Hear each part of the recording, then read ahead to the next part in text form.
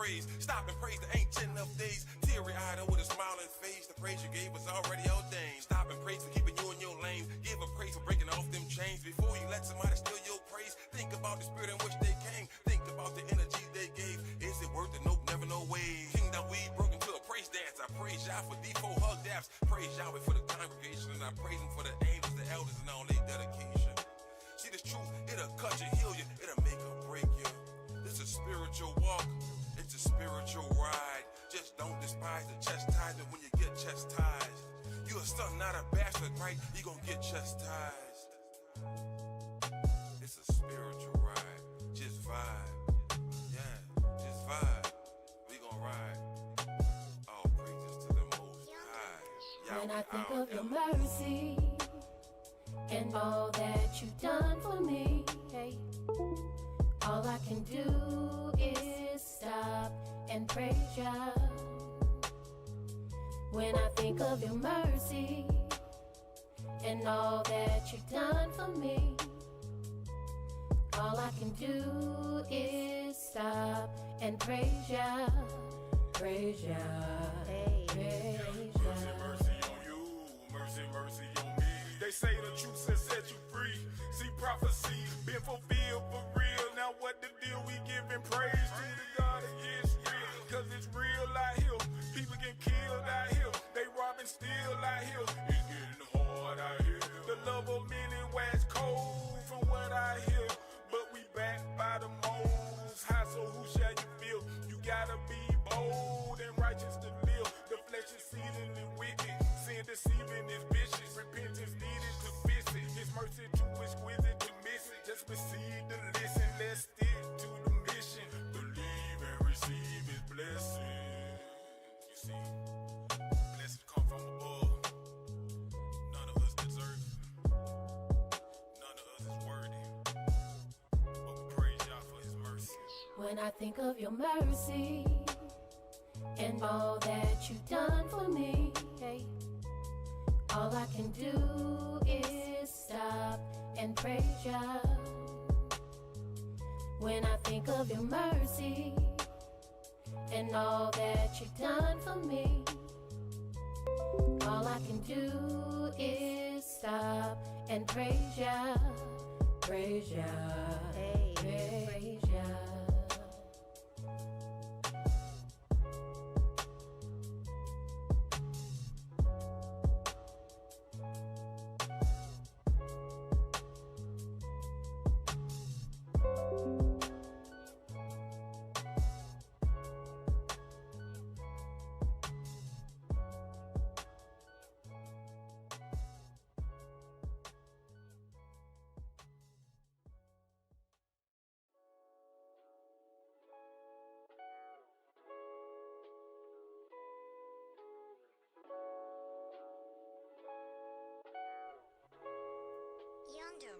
When I think of your mercy and all that you've done for me, hey, all I can do is stop and praise ya. When I think of your mercy and all that you've done for me, all I can do is stop and praise ya, praise ya, praise ya. We really gotta stop like praise ya. Stop and praise the ancient of days. Teary-eyed with a smiling face, the praise you gave was already ordained. Stop and praise for keeping you in your lane. Give a praise for breaking off them chains. Before you let somebody steal your praise, think about the spirit in which they came. Think about the energy they gave. Is it worth it? Nope, never, no way. Kingdom we broke into a praise dance. I praise y'all for D4 hug daps. Praise Yahweh for the congregation, and I praise him for the angels, the elders, and all their dedication. See this truth, it'll cut you, heal you, it'll make or break you. It's a spiritual walk, it's a spiritual ride. Just don't despise the chastisement when you get chastised. You a son, not a bastard, right? You gon' get chastised. It's a spiritual ride, just vibe. Yeah, just vibe. We gon' ride. All praises to the Most High. When I think of your mercy and all that you've done for me, hey, all I can do is stop and praise ya. When I think of your mercy and all that you've done for me, all I can do is stop and praise ya, praise ya, praise Mercy, ya. mercy on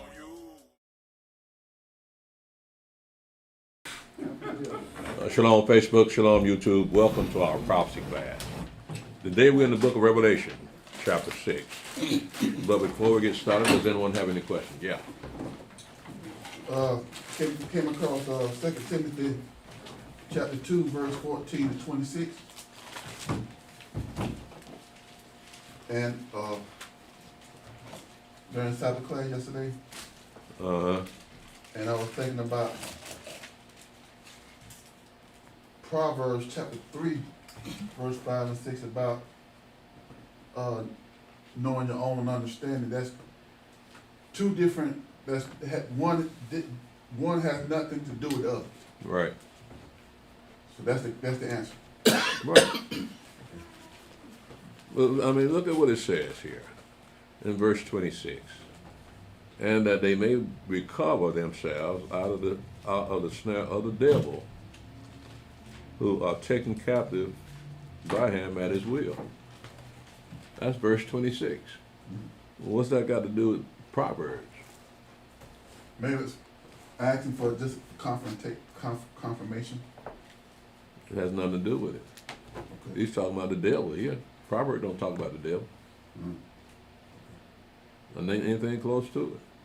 Because we got people here now that have their own ideas, like you calling on Yahuwah and whatever, stuff like that. That hasn't, when people start using that name, Yahuwah, whatever that name is, have anything to do with, This here about the devil? yeah. No. I'm talking about like influence from the devil. Because they don't use Yahweh's name, that is of the devil then, huh? Is that what you're saying? No, that's what I want to ask. So if it's right, I don't want to Well, take it. call on another God. Now that's something different than calling on another name. Now, if you calling on the true name, if you think that that's the true name, it has all the attributes that we've Yahweh's given to himself, then that's not of the devil. You're just calling by a different name. Right. Right.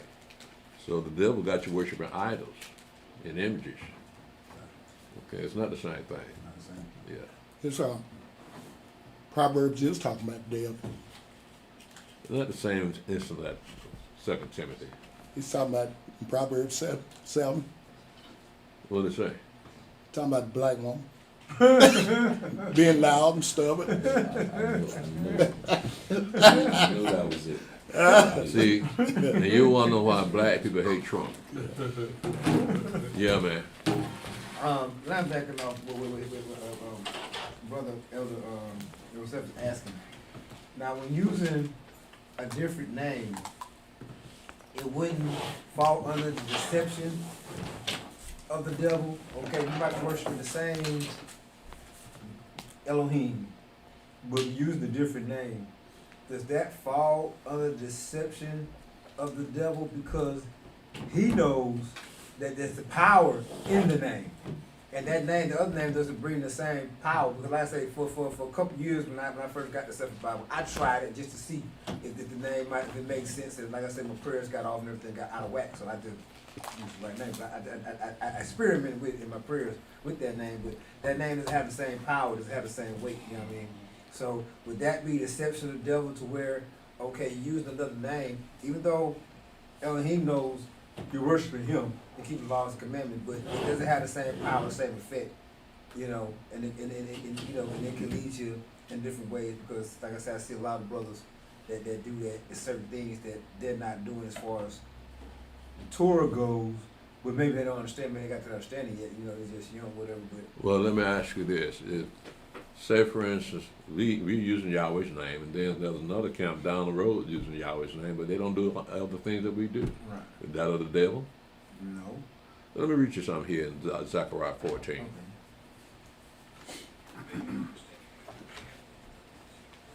Well, let me ask you this.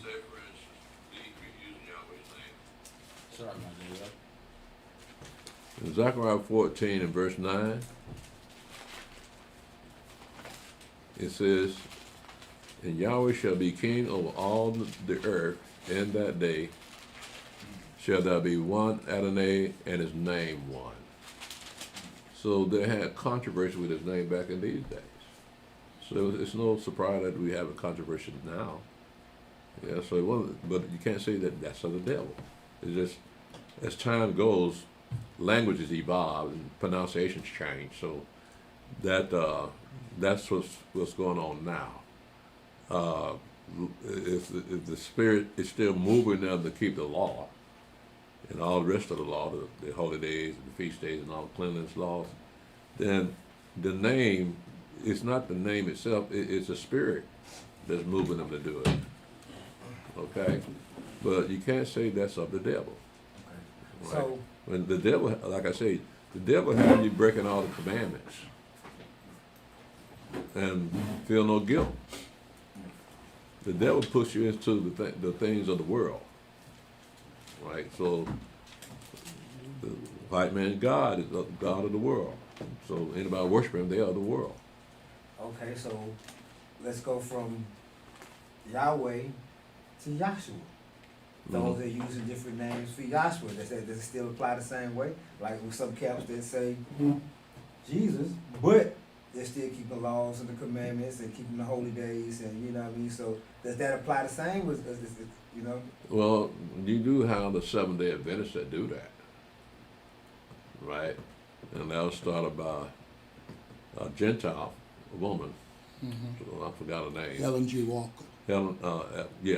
No, but they didn't keep the holy days. I used to when I was in Christianity. I Not. started learning. I There started are going to Seventh-day there Adventist are churches, congregations that do keep and the they were holidays. still keeping Easter and all the other stuff. You know Yeah, what I mean? yeah. Not all of them are the same, Okay. right? So again, would you say that Jehovah's Witness, Seventh-day Adventists are worshiping the devil, and yet keeping his command, Yahweh's commandments?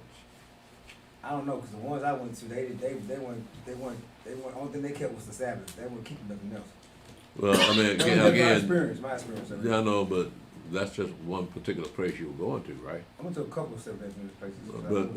But the Seventh-day Adventist is international, Right. right? So not all the congregations are going to be the same, right? You got some in the islands, right? Some on the West Coast, and they do things differently in some places, all right? So again, you can't attribute that to the devil. Yeah, man. Yeah, I think you were saying, Elder, an Israelite camp that calls on Jesus. That's what he said initially. Well, now you're talking about IUIC. That's what you said Yeah, initially. I'm using that. That's what it Well, said. if they're doing that, they still keeping the commandments, it's because Yahweh don't want his name coming out their mouth. They ain't got nothing to do with the devil. Yeah. So we know why they use Jesus' name, because it makes money. Yeah, You can't make money on Yahshua's name, right? So it's basically a business move. They know the name, they know the true name, but they got to make that money. So they use Jesus. So, Elder, do that fall under worshiping in vain? As far as like Esau, some of Esau keep the commandments, and then some of them use the name, but they keep the holy days. But is that worshiping in vain? It's the same as that. Is that considered that, or is it something else? Yeah, since their obituary's already been written, what's the point? Look at how the Mashiach treated King Herod, not Herod, the Tetrarch. Right? He wanted the Mashiach to say something, or tell him some kind of wisdom before they crucified him. He didn't say a word to him. What's the point? So that's a good example of how you should treat these people. Don't say nothing to them. Let's ignore them. Because you already know what the end is going to be. Nothing you can do to edify their life. So, ignore them. With Ashkenazis, I done heard some say that they're not the biblical Israelites and Jews, you know what I mean? None of them They're are. convert. So, do they have a chance to repent and come into the truth, or their destination the same as with the rest of Esau and them? I mean, Now, we're talking about Esau's seed. right. Now, those are Gentiles, right? Pretending to be us, or want to be us. But they're religious converts, yeah. But what's your question about them? Well, Do they do that in vain? I mean, yeah, on the same thing he was asking because some I've heard some Ashkenazi whatever you call them people say that they're not the biblical Israelites, they're converts, but does that still was going to happen to Esau for pretending to be us? Does that still apply to them, or do they have a chance to repent and come back and then serve us? You know what I mean? Do they have a chance to change from that? You know what I mean? Well, again, they're Gentiles, right? So they have a better chance of salvation than the Edomites. Like, even though they don't know no better. Yeah. But it ain't like they're purposely breaking Yahweh's law. Now, those people are going to come into judgment. Because Ashkenazi, as long as they keep the law, how can they judge, Yahweh judge against them? Right? But again, they misidentified themselves, so actually they're blaspheming. Yeah, so it's not the kind of blasphemy that can never be forgiven, though. But they say they're Jews and are not, but say to God is saved. Yeah. Anybody else? So there's no sense in speaking to them either. Hmm? So there's no sense in speaking to them either. Treat them the So same. there's no sense in speaking to Ashkenazis either. No, they're not Jews. And I think they're just not finding out, too. Heartbreaking. All right. Again, we are in the book of Revelation in chapter 6. Now, in chapter 5, just to follow up along with what we were about to talk about in chapter 6, he that sat upon the throne had a book of 7 seals. And no one could be found that was worthy to open up the 7 seals except the Lamb of Elohim. And he came and took the 7 seals out of the hand of he that sat upon the throne. And again, my question is, with that aside, who is that sitting on the throne? Now look, don't answer, because I want to relate that to the fact that these Christians are calling Jesus God now. Well, he's God. Who's that sitting on the throne? See what I'm saying? It does not make sense. Now, if you go up in Psalm 45, you see where God has a God, but they can't explain who that is sitting on the throne and the Lamb coming out of his throne. How can they explain that? He's supposed to be God. He's supposed to create heaven and earth. Well, who is this guy? See what I'm saying? It does not make sense. The religion does not make sense. They just say first thing come in their mind. So it's just like it's an emotional attachment to Jesus. So they rationalize that he's all this, but he's more. Right? So they put more attributes on him to the point where now he's God. But they can only attribute to him being a God to Genesis chapter 1 and verse 1. They don't go no further than verse 1. They said, in the beginning, God created heaven and earth. And they stop right there. So they say, that's Jesus right there. Yeah. But that's the emotional attachment to that name precludes any actual reading and understanding of what's actually written in the book. So we can see that. We can see anybody call on a Greek god, they don't know what the book is actually saying. So that's why you might have some Gentile guy walking around with Bible in their hand, just breaking it down. Now this is that. Yeah, but I never hear you mention Israel. None of the time. I mean, you know Paul backwards and forwards, but you never mention Israel. And that's the flaw that they have. Them Christian pastors and preachers, that's the flaw that they have. They never mention Israel. So, they don't need to pay attention. It don't matter if they got a degree in theology, a master's in some seminary school. It doesn't matter. First of all, you're not the people of the book, and your education is not what's going to save you. You may act like you know something, but how is that going to save you? Yeah, there's about two of them that preaches that doctrine, that eschatology doctrine, like Hagee and a couple of them. And they mention Israel, but in a different sense, not really know who Israel really is. So they think the people over there in land is Israel. That's what they think. Yeah. You know, like I said, the eschatology doctrine that they preach now. You know, he's like one of the big ones. So is he referring? But they talk about Israel. Yeah. But they don't know who Israel. They really don't know who Israel is. Well, as far as John Hagee is concerned, he knows who Israel is. The thing about that, and I've been hearing this also. Are they referring to the scenario in Zechariah 12 and Zechariah 14 where all the armies of the world come up against Jerusalem? Mm-hmm. So they equate that with what's going on now. Yeah. Yeah.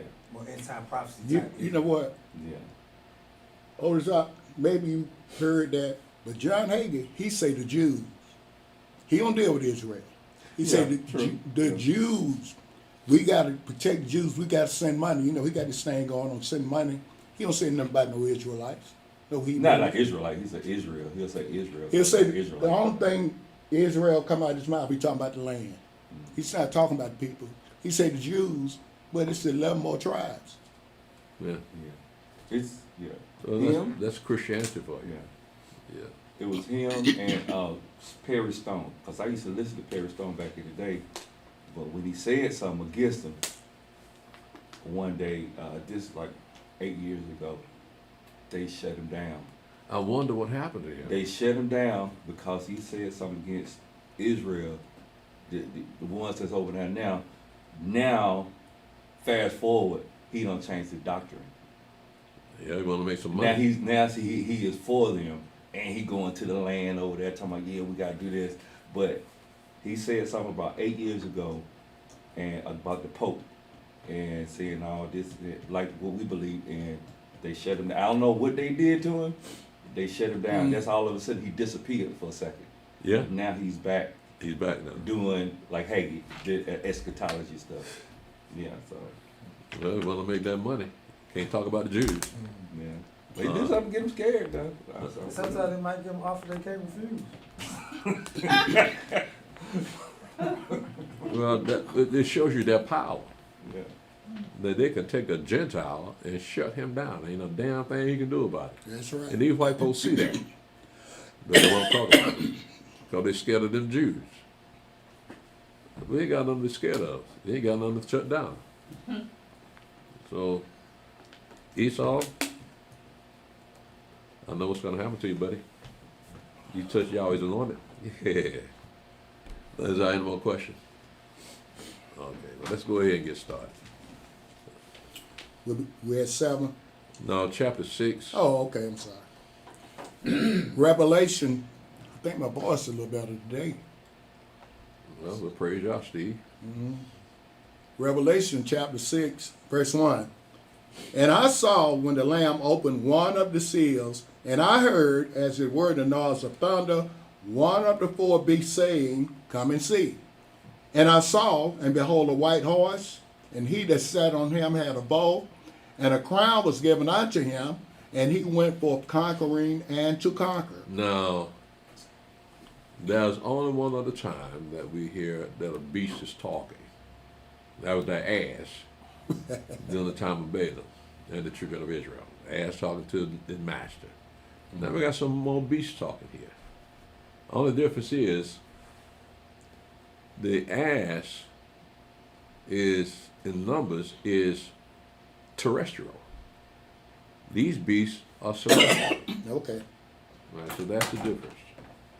Go ahead, Stephen. So he says, and I saw and behold a white horse, and he that sat on him had a bow, and a crown was given unto him, and he went forth conquering and to conquer. Well, again, we know that that's the Christian Crusades that came around the 11th and 13th centuries. So that would be that first seal of that white horse. Go ahead, Brother Stephen. Revelation chapter 6, verse 3. And when he had opened the second seal, I heard the second beast say, Come and see. And there went out another horse that was red, and power was given to him that sat thereon to take peace from the earth, and that they should kill one another. And there was given unto him a great sword. Now we know this is talking about the Muslims and their jihad. They fight amongst each other and they fight all over the world. Look at what Iran is doing, shooting missiles at her friends. They're so pissed off because America and Israel, them Edomites, bombing the hell out of them. And so they just throw missiles everywhere, even though they're running out of ammunition. They're shooting at Qatar, Saudi Arabia, and all the rest of the Muslim countries. Yeah, so they did have the ability to shut down the whole world. That's why Trump went over there and blew them up, because they enriched that uranium, and so they would be a threat to all the nations of the earth, and they don't even give a damn. So that's who these people are. The second seal, that's the Muslims. And notice they say carried a large sword. They used to use a large sword to cut people's heads off, right? And so they kill each other. So that would be the Muslim jihad. Yeah, But keep in mind now, this was written in AD in 96. So what we're reading about now, that all this has occurred, but it hadn't occurred at the time this was being written. So we can look at it in hindsight. Okay, well that was the Christian Crusades is number one, the Muslim jihad number two, right? I see somebody hand go up. Yeah. You just said Iran. I know a lot of. I've seen some camps saying. I watched videos of some camps saying talk about Iran. I'm not saying that they're Muslim. They saying that they are Persia, ancient Persia. So I was wondering, like, okay, are they? I know they Muslim, it's a Muslim country, but they were saying that that's Persia. Yeah, no. Persia, they still fall in the Originally, it was Persia. Yeah. Until the Shah of Iran got in office, he changed the name to Iran. Right. So yeah, all that time up to I think it's up to the 1950s. Okay. When the Shah changed the name, from back in the early days, it was always Persia, and I think they spoke Farsi, the language that they spoke back in the days. Okay. And so when the Muslims came in, they changed everything. Okay. And so forced the people to accept Islam. All the while before Islam came on the scene, they were, the Persians were just like us. I mean, they had the freedom to do a lot of things, own businesses and everything. So when the Muslims took over, they shut everything down. So now they've made themselves a danger to the rest of the nations because of their radical views of Islam. That's why you got the Sunnis and the Shias. Yeah, they fight each other all the time, but nevertheless, they're interested in world domination. Right. So you hear it on the news, especially up in New York. Well, Mondani's mayor of New York, he's a Muslim, right? Well, he says Muslims gonna take over America. Hey. Don't you notice how they have different Muslim parts of the city, and they take up a lot of space. They build huge, ornate buildings, and I think it's up in Michigan or Minnesota that when it comes to call to prayer, they blast that thing all over the city. And they do this 5 times a day, and people that are getting pissed off about this. But they say they don't hide it no more. Say, yeah, we're taking over America. Ain't nothing you can do about it. Which must mean that some politicians are getting paid. Yeah. So nobody in their right mind would let these people in your land. Look at over there in Great Britain, in the United Kingdom. You can't say nothing against a Muslim. It's against the law to say anything against a Muslim. That's right. So they succeeded in elevating themselves above white men. What happened, white folks? You know, Ed, I saw Mom Donnie when he was at the White House with Trump. Trump was kind of passive with it. Yeah. He didn't say much. Yeah. That dude was sitting Trump was sitting at the desk and he was sitting right beside him. He was telling Trump what his plans were in New York. Trump just, Trump he'll just blow off on you in a minute. Yeah. But he real passive with that Muslim. I couldn't believe that. I didn't expect him to cuss him out or nothing like that. But Trump, New York, that's his territory. That's where he made all his money, ain't it? Mm-hmm. Yeah, that was it. I was kind of shocked at that. Yeah, well, we don't know the whole story. Yeah. Yeah. Is that apple juice, Sean? I wish I had some apple juice.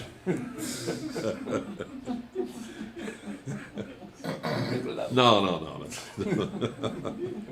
I want Sean's apple juice. Oh, okay.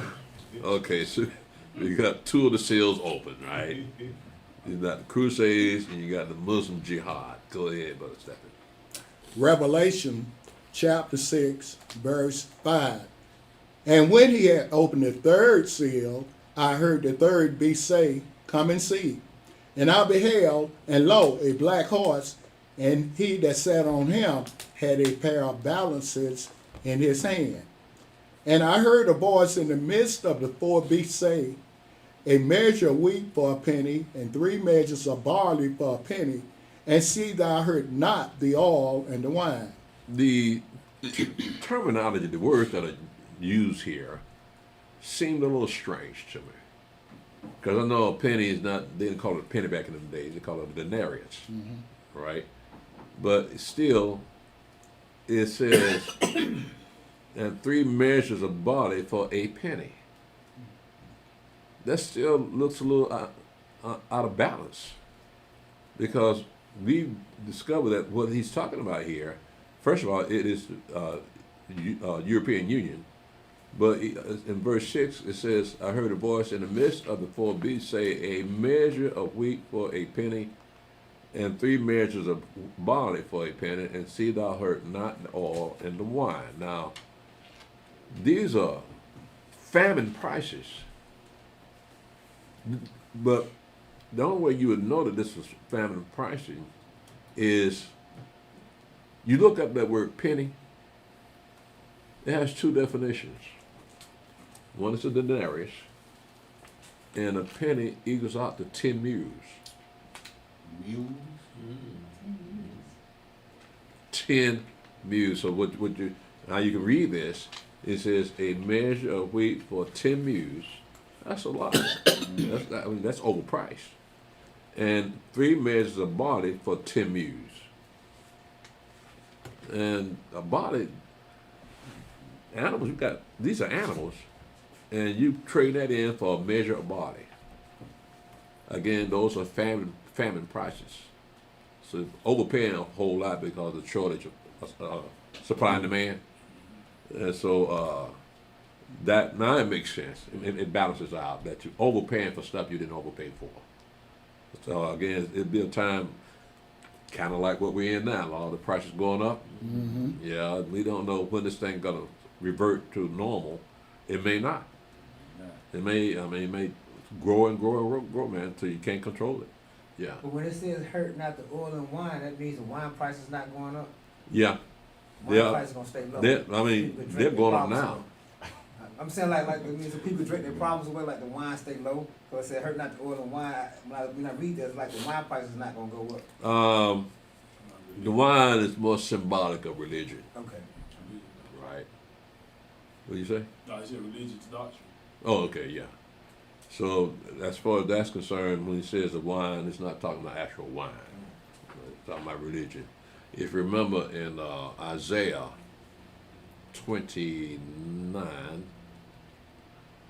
it says, these people are not drunk on wine or strong drink, right? So we figure that must be religion. And so this is the same thing here.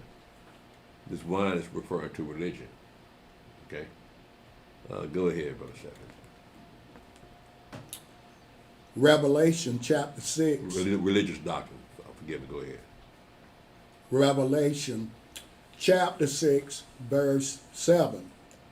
And when he had opened the 4th seal, I heard the voice of the 4th beast say, Come and see. And I looked, and behold, a pale horse, and his name that sat on him was Death, and hell followed with him. And power was given unto them over the fourth part of the earth to kill with sword, and with hunger, and with death, and with the beasts of the earth. Now this will be the revived Roman Empire. And this is where they're going to be ruling. If you want to eat, you got to take that name, number, and mark. Go ahead, Brother Stephen. Revelation chapter 6, verse 9. And when he had opened the fifth seal, I saw under the altar the souls of them that were slain for the word of Elohim and for the testimony which they held. And they cried with a loud voice, saying, How long, O Yahweh, holy and true, dost thou not judge and avenge our blood on them that dwell on the earth? And white robes were given unto every one of them, and it was said unto them that they should rest yet for a little season unto their fellow servants also and their brethren that should be killed as they were should be fulfilled. Now, this, remember now what John the Revelator is at this point of the vision. He's up in heaven. Right? So he's seeing right here, it says in verse 9, and when they opened the fifth seal, I saw under the altar the souls of them that were slain for the word of Elohim and for the testimony which they held. Now, that altar is up in heaven also. So it's not the altar for sacrificing animals, but when it talks about those that were killed for the testimony, for the word of Elohim and the testimony, this was talking about during the time of the Roman Empire, when they were the Jews were taken to the Colosseum and gladiators killed them, the wild beasts killed them, just for the entertainment. But it was all because they were in competition with the Caesar, because the Caesars wanted to be worshipped as gods.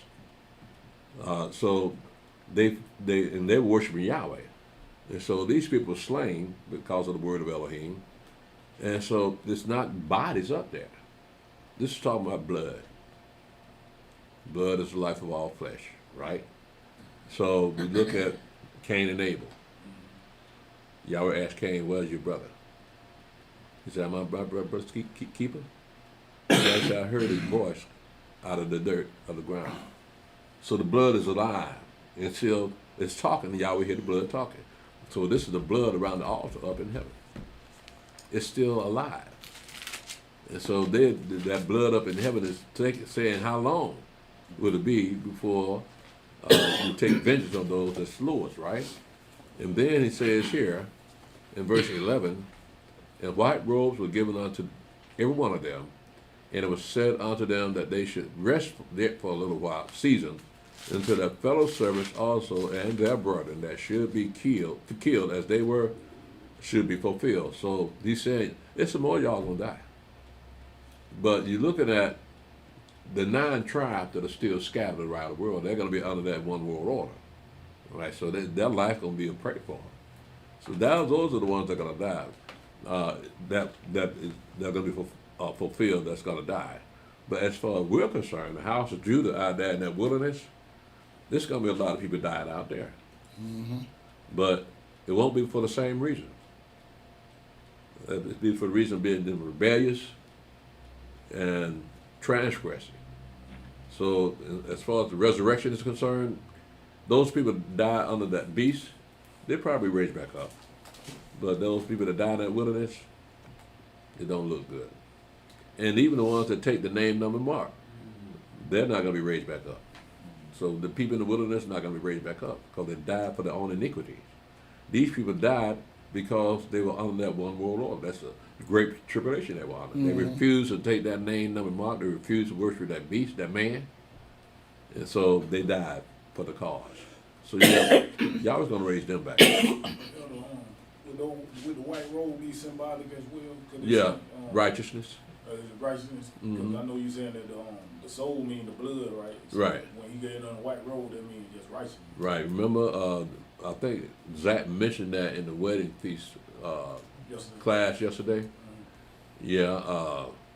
the father asked the guest, why aren't you properly attired? Right. He couldn't answer. So he kicked him out the wedding, and he said that would be gnashing of teeth, weeping and gnashing of teeth, right? So that wedding garment was that righteousness. So he proved that yesterday by going to Revelation 19, right, where the bride is preparing herself to be married, and she was there with she was clothed in linen, and she was there with the saints, and that attire was righteousness. So again, it's not necessarily talking about clothing, but it's talking about you understand what you're dealing with, that this is the righteousness of Yahweh. Okay, so this is the same thing here. These white robes, that's doing the same thing. That's that righteousness, that they died for a good cause. Right. Go ahead, Brother Stephen. Revelation chapter 6, verse 12. And I beheld when he had opened the sixth seal, and lo, there was a great earthquake, and the sun became black as sackcloth of hair, and the moon became as blood, and the stars of heaven fell unto the earth, even as a fig tree casteth her untimely figs when she is shaken of a mighty wind. Mm-hmm. And the heaven departed as a scroll when it is rolled together, and every mountain and island were moved out of their places. And the kings of the earth, and the great men, and the rich men, and the chief captain, and the mighty men, and every bond man, and every free man, hid themselves in the dens and in the rocks of the mountains, and said to the mountains and rocks, fall on us, and hide us from the face of him that sitteth on the throne, and from the wrath of the Lamb. For the great day of his wrath is come, and who shall be able to stand? Well, that's not the Messiah. That's not him. Yeah. Even though this is not the Messiah, does this seal anyway lines up with the seventh trumpet and the seventh vial in a way? Or like right before, like in that area? That would be before the Great Tribulation, before the vow, the trumpets and the vow. This would be before that. Before the trumpets and vial get poured out, any one of them? Okay. It won't start till this happens. Okay. Now, you know who this is coming out of heaven, right? Satan. The cloud scrolled away. Well, that would be Satan getting kicked out of heaven. And you notice they didn't see who it was, did they? They just said he that sat upon the throne, and the Mashiach and the wrath of the Lamb come upon us. So it's trying to hide, right? Well, now when we see the actual wording of when the Mashiach shows up in Revelation 19, he got a bunch of crowns on his head. You don't see that in here nowhere, right? Then we go into Matthew chapter 24, where you see he's going to show up. Look what he says in verse 27. It says, for as the lightning cometh out of the east and shineth even unto the west, so shall also the coming of the Son of Man be. For wheresoever the carcass is, there will the eagles be gathered together. Immediately after the tribulation of those days shall the sun be darkened, and the moon shall not give her light, and the stars shall fall from heaven, and the power of the heavens shall be shaken, and then shall appear the sign of the Son of Man in heaven. And then shall all the tribes of the earth mourn, and they shall see the Son of Man coming in the clouds of heaven with power and great glory. So you're going to see him when he comes out the cloud. But it didn't say that was him in chapter 6, when the seal was open. It didn't say they saw anybody. They just saw the clouds part away. They thought that was him. So right? Revelation 6:14 and shit. That's not him. It says, and the heaven departed as a scroll when it was rolled together, and every mountain and island were moved out of their places. So it's going to be something catastrophic when Satan get kicked out of heaven. And also it says in verse 13, it says, and the stars of heaven fell unto the earth, even as a fig tree casteth her untimely figs when she is shaken up with mighty wind. Well, that'll be the devils coming out of heaven too. All those unclean spirits up in heaven, these are the ones that be kicked out of heaven. Now, when Satan gets kicked out of heaven, knowing he can't come back, that's when they're going to get into that pope. declare themselves God, because they finally get somebody to worship him. Yeah. Yeah, man. So the king, so when it says the kings and the great men, so in a way they kind of believe, even though they're doing their own thing, that Yahshua's gonna return one day. Right. But when this happens, they gonna probably think, oh, They gonna do what? I mean, they'll probably think like, oh, well, all this just happening with the heavens and he ain't come, he might not be real, and they go keep, that's why we go through that, they never repent, because they figure like, all this happening, he ain't showed up, you know what I mean, 'cause they didn't see nothing. Okay, now we can keep doing what we doing, because he obviously shows that it ain't real, so that's why they keep asking, keep doing what they're doing through the seals and the trumpets, because he never showed up right here. Right. Yeah. Right. So they were looking for him, but he didn't come when they seen that event. Now, They tricked him. you have to look at the timeline on this also. Now, this is the sixth seal, but the sixth seal hasn't happened yet, right? And the fifth seal hasn't happened yet. And we're looking at the Rye Roman Empire. All that's in sequence with each of the seals. Now, it says that we see that is the devil coming out, being kicked out of heaven, but it's also coincides with America being destroyed. Because when America is destroyed, it's going to cause a tsunami all over the world. And it just so happens we'll be getting up out of here as America falls. And that tsunami, well, that falls into Revelation 12, where the devil spews water out of his mouth, trying to overturn those boats. But the earth's going to open up her mouth and swallow up that water. So again, that would be America being destroyed. And we on them boats getting up out of America.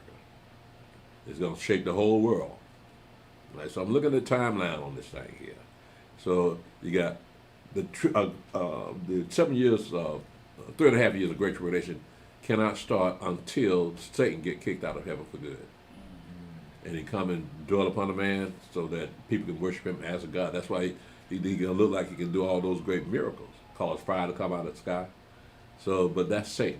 But they're gonna think it's the Mashiach. No, because he's gonna be in that temple in Jerusalem saying he's God.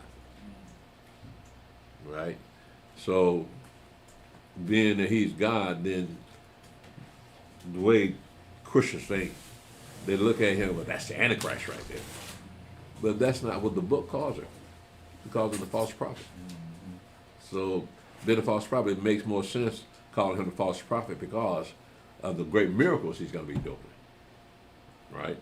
But the Antichrist is someone that does not believe that Christ has a father, that he's the Son of God. That's the biblical definition of Antichrist.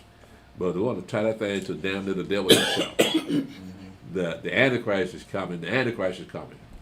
But John said there are many Antichrists. So what you going to do with them? Yeah, so these are the people that don't believe that the Father has a son.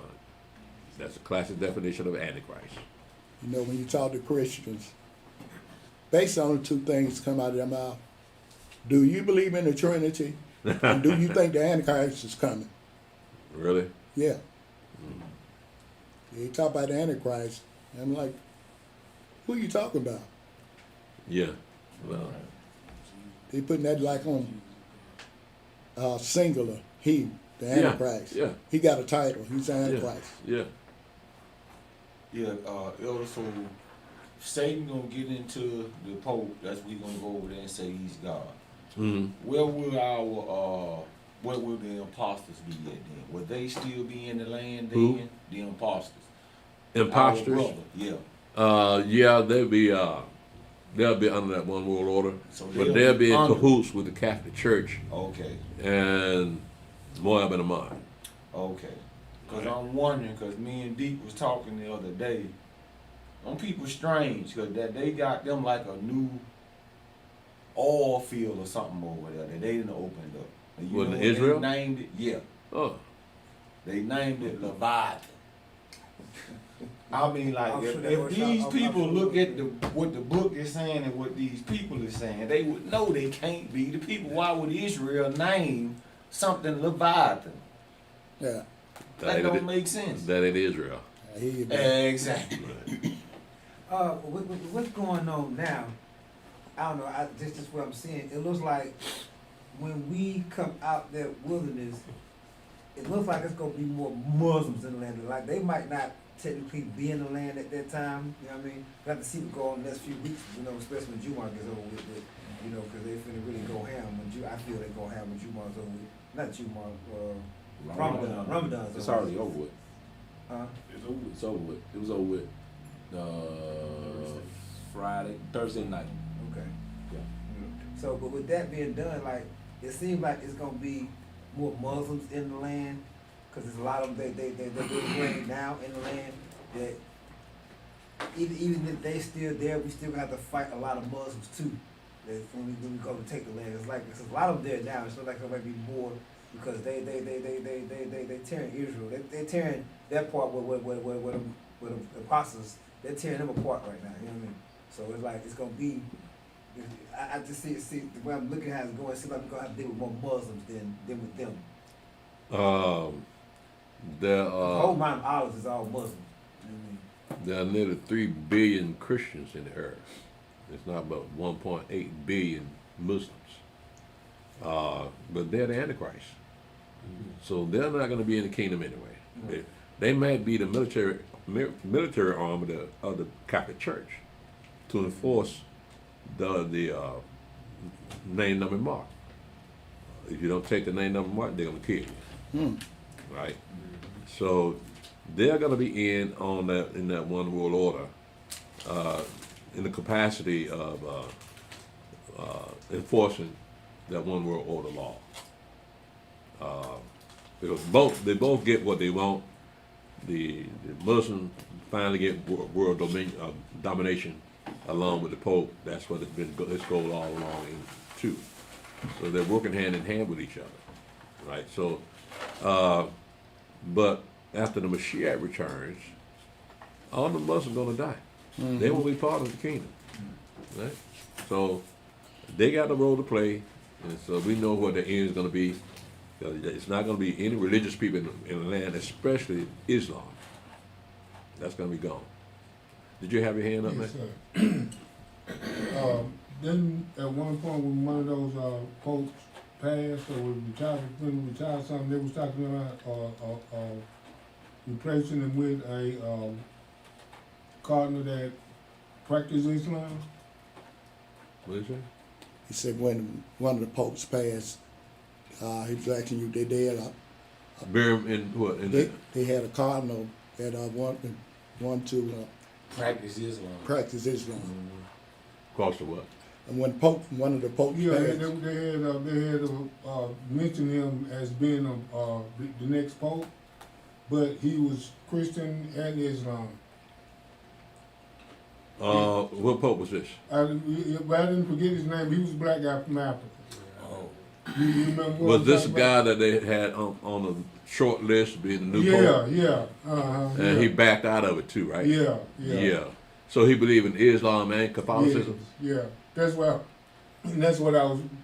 With the Catholicism is what I was just about to say. With Islam, Christianity and Islam is the same thing, because both of them want to die and go to heaven and do their thing in heaven. You know. Yeah, well, realistically, though, they got two different doctrines about what happens when you die. Yeah. Now, if you die in the cause of Allah, then you're going to go to paradise and have 70 women. Virgins. Yeah. Virgin, right? Yeah. So, 70? Is it 70? Yeah, that's the last I heard. It might be 72 by now. oh, That's a lot of enticement, man. So there will be 70 virgins that if you die in the cause of Allah, yeah, them virgins are gonna be yours. And the beautiful thing about these virgins is that once you get through with them, they become virgins again. But you're gonna have the stamina to handle it. God, Yeah. So do you see why the people want to be Muslim so bad? So I guess they don't have any virgins down here on earth, so they have to wait till they go to paradise and find them a virgin. So what's that symbol Huh? for the women Muslim then? What's that symbol? They're trying to figure that out now, because Because they always about the men. And nobody asks the question, what about the women? What do they get?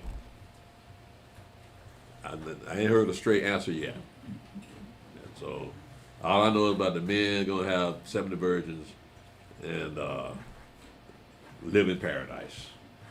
So Elder, when you look at this thing, even over in Europe and America, it's not about those Muslims that Catholic churches. It's about the Muslim. They raging war against these Protestants. Basically, that's what you got, right? Well, yeah, the Pope, the Catholic Church is in cahoots with the Muslims. Mm-hmm. If you know the similarities in both religions, in Catholicism they carry around the beads. Mm-hmm.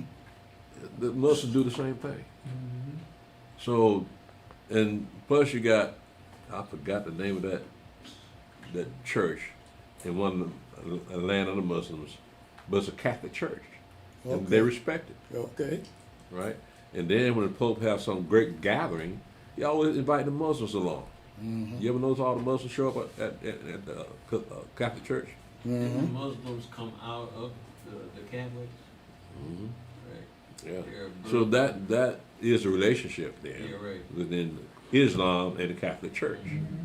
Because the Catholic Church created Islam. Right. So that's why they're so in cahoots with one another. Yeah.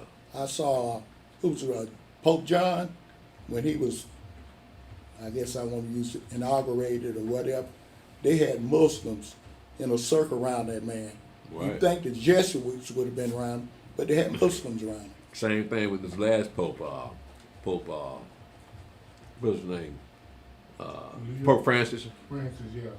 Pope Francis. Yeah, he at one of his gatherings he had a bunch of Muslims around him too. So I'm looking at that also. But when it comes to that one world order, they're going to enforce the law. The Muslims either do it or get your head chopped off. Yo, Yeah. That go back to the big sword. Say that again. That go back to the big sword up there, right? Yeah. The Yeah, second seal. Yeah. Yeah. Yeah, so again, that's what they're known for. They're going to take peace from the earth. They've already done it. Like I said, with Iran, they blowing up everybody over there. So they pissed off because they can't do nothing with America. So they kill their own neighbors. Go ahead, bro. So, Elder, quick question. So, we will be up under the fourth seal now? Or, No, or like the union? no. Why you say the fourth seal? Because I was looking at, well, I know the first one, let's see, let me go. So we already got the Christian Crusade, the Islamic Jihad, now the European Union. That's all. So we passed the European Union, see that seal, right? Yeah, that'll be the third seal. Mm-hmm. So the fourth seal, the revived Holy. That'll be the revived Roman Empire. So that isn't here yet. That's No. Okay. No. America has to fall first. Because America's a big dog. And can't nobody do nothing with her. And so once she's out the way, now you can form a one world order. Because you got a president that's going to fight you tooth and nail before you become part of one world order. that's right. You don't mind pulling a gun on you either. Because I tell people a lot of time, America, even though they helped structure and build some of the one world order, you know, but that's why the first Bush got put out of office because he wanted the one world currency then. They got rid of him because they wanted our own money. That one thing he was pushing, one world currency, Mm-hmm. and new world order. George Bush father, first yeah. Bush, he was pushing that new world order. They helped develop it, but I tell people there's no freedoms, no rights, no voting in the new world order. America cannot be part of that. She got to go because you ain't gonna have no freedoms, no rights, no freedom of speech, no voting. None of that in the new world order. It's not gonna go down. Right. So she got to go. Like you serve your purpose, help develop it, but you're not gonna be part of it because your people are too ingrained in freedom. Ain't no freedoms in the new world order. Mm-hmm. Right. I Good, know. good point. Yeah, so, yeah, you can't have America around with their freedoms Nah. and all of them packing. So you can't have one world order like that. So America got to go. Simple as that. When you see the ads that are written on the Deacon did yesterday, man. Uh-huh. Said the ads are written on Deacon did yesterday. Deacon Young and Deacon Esty. You talk about what they're talking about, man. Yeah, I can't wait till they send me a copy of it. Yeah, man. Yeah. Tell me. 5. Yeah. They did part 1. I know. I said there may be two more They parts. said a series on. A series. Yeah. Let's get it rolling then. Yeah, man. Yes, dear. So Elder, you know what the theme is for the World Cup that's coming in a few months? Do you know What the theme is? Yeah. No, I do not. One world, one goal. It's gonna be rolled up anyway. It's gonna be Well, I rolled up mean, anyway. Yeah, it's one world, one goal. it don't surprise me. That's the theme for it. It don't surprise me. You remember a few years ago, not a few years ago, several years ago, they had a song out saying, "We are the world. We are the future." So we're talking about the same mindset of people wanting one world order. They want peace, but you can't have a one world order and have the freedoms that America has. Nah. No, it ain't gonna work. Because everybody got an opinion. If you don't like what the government says, you can speak against the government. You can't do that with one world order. You might die. Yeah. I was doing some research the other day, and I came across. I thought it made me think about what you just said as far as America don't have to be on the scene. Actually, the whole all America has to be gone for the rest of the world to come up on that one world order, because America, Mexico, Guatemala got this right to bear arms. That's only three countries in the world that are able to have their own arms. All the other countries, you got to either be military or you got to have some money to bear arms. So everybody on this side of the world will have to go, because you got people that gonna sit up and fight. They got means of way to fight. That's the reason they don't want to invade America, Mexico, all that, because you got people behind every door that's a gun. So I'm gonna say every door, but majority of the doors they're gonna go behind people got guns. But in these other countries, they're not able to. They got swords and stuff like that, but they're not able to have guns that we have over here. So if they get rid of America, Mexico, Central America, and all that, they can control the rest of the world.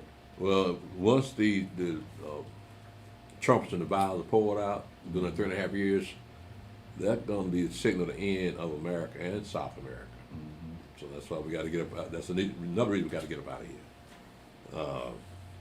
So that's going to come, because talking about one of the trumpets, a third of everything is going to be burned up. A third of the trees, third of the ships. So I'm looking at the world divided up: North America, Central America, and South America. That's 1/3, and then you got Europe and parts of Africa is another third. Then you got the Middle East and Asia, all over that. That's another third. So looking at how the lands are divided up. So I'm looking at what you're saying, that over this side of the world, you can carry guns. And that's one of the things the Democrats do not like, for you to have your own gun. So they pass laws against the gun owners, like the criminals gonna obey that law. They don't pay no attention to the law. They're criminals. So it's just a waste of time. But again, it's a scheme to take all the guns out of America. You're not taking any white folk guns. Nah. Sorry. Ain't gonna happen. Now, I remember one year they had a gun confiscation in Atlanta. All the black people brought their guns. Y'all remember that? Yeah. They do it about once a year. Do they? Yeah. I didn't know that. Yeah, WAOK. Don't WAOK, when it was around, I guess it's still around, they tell them, send your guns in, they give you a little money. Elder Yaakov used to say that's the dumbest thing. Say white people buying guns and y'all giving y'all guns back. I think they were getting ball game tickets or something. Yeah. Crazy stuff. Baseball game tickets or something. Why do we have to be so easy? You just dumb. Damn, man. Why don't you use a little common sense? And they have warrants out. So the ones that come and give up the guns for that little cash, they checking you out as you fall out of line. If there's a warrant for you, you ain't going nowhere. Yeah. Well, you need, being so-called black, you need a gun for your own people. I ask them brothers all the time, y'all don't have them guns for white people. Brother told me, said, yes, we do. No, you don't. You got those guns to protect yourself in your own neighborhood. That's right. Because you're being invaded by your people. Right. White people don't give a damn about you. They try to stay from around. You got those guns to protect you from other black people. And you ain't coming in no white neighborhood with no gun either. No. So they will call 911 on you. Because you're a suspicious character. Look like somebody just robbed the bank or something. That's what the police say. You look like somebody we're looking for. Go ahead, Steve. Revelation chapter 7, verse 1. And after these things I saw 4 angels standing on the 4 corners of the earth, holding the 4 winds of the earth, that the wind should not blow on the earth, nor on the sea, nor on any tree. Now, how is it that a globe has corners? Right. It's a geometric figure. It's a circle. A circle does not have corners. But this here says, after these things I saw 4 angels standing on the 4 corners of the earth. So biblically, the earth is flat. But scientifically, the earth is round. Well, how can they justify this verse here? That the earth has got corners. So this doesn't have anything to do with science and technology. This is actual the way things are.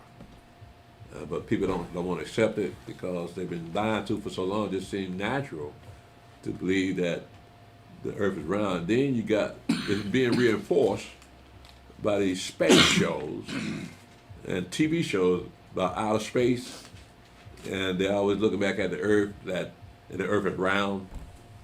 As a matter of fact, you see what they call planets. They are all 360 degrees. How is that possible, white folk? I mean, ain't there a chance that some of them may not be 360? They are complete circles. And you know what the argument I don't see some people make? They talking about when they look at the moon and look at the sun, it's round, so the earth must be round too. That's what they say. When they look up in the sky, they see the moon and they see the sun. It's a round circle, like, so they say the earth must be round too. That's one of the arguments. Are these college educated people? They be someone be college educated. But you know, they start to shut people down that's saying the sun and the moon are the same size. They started people coming outside that saying that they're shutting them people down, getting at them folks like, you know, they're saying the sun and the moon are the same size. Why would they shut them down? Because to tell the truth, the sun's It goes supposed to be against. so big, you know what I mean? And they saying the sun and the moon's the same size. It's like, hold on, you finna throw a monkey wrench in our lives we've been telling. Because the sun's supposed to be so big, you know what I mean? And then the moon's supposed to be this size. But the people coming out like, look at them and measure, they do geometry, or what is the geometry, they're the same size. They start to say the moon and the sun are the same size, but those way they doctor about the sun being so big and this planet this big and this far and that far. You know what I mean? Have they measured the sun? You know, yeah, they lie to say the lie is the sun is so big, you know what I mean? The sun's supposed to be so big, and then the earth and then the moon, you know what I mean? But the moon and the sun are the same size, that means the earth is bigger than the sun. You see what I'm saying? The earth is bigger than the moon, but, you know what I mean? So yeah, I can see that. right, so they start shutting people down, and people start coming saying, no, the sun and the moon are about the same size. And they're like, hold on, that's gonna break, that's tearing our lives down. We've been teaching y'all that the sun is so big, and then the planets, and you know what I mean? Well, the sun can't be big as the earth. No, it's actually smaller. Huh? It's actually smaller. Yeah, It's like, yeah, that's what I'm saying. So if the moon and the sun are the same size, that tells that lie. That tells Yeah, well, who measured them? That's what I want to know. Now, you look at, for instance, I got this from Yahweh Song when he's stationed over there in Kuwait. He said when the moon came out, it filled the whole landscape, and it was huge. So I'm looking at, you cannot measure the size of that moon, or even the sun, from certain vantage points on the earth. Because the same time that the moon going across Kuwait, the sun is still up on our side of the world, right? But when we finally see the moon, it's way up in the sky. It's really small. Right? But in Kuwait, it's right there on the earth. It's starting to rise up. You've seen it. It looks different over there. Yeah. I mean, I don't know how to explain it, but during like not necessarily twilight, but at this sunset, you can actually see the sun in the sunspots. Mm-hmm. Moved, but that was years, and it looked like it was closer. And I was like, and it would like it'll make you think like, okay, something ain't right. So I mean, but you grew up in a doctrine that telling you, hey, the sun is 80 million miles away, and that's what you believe because that's all you were taught until you see something different and that make you question it.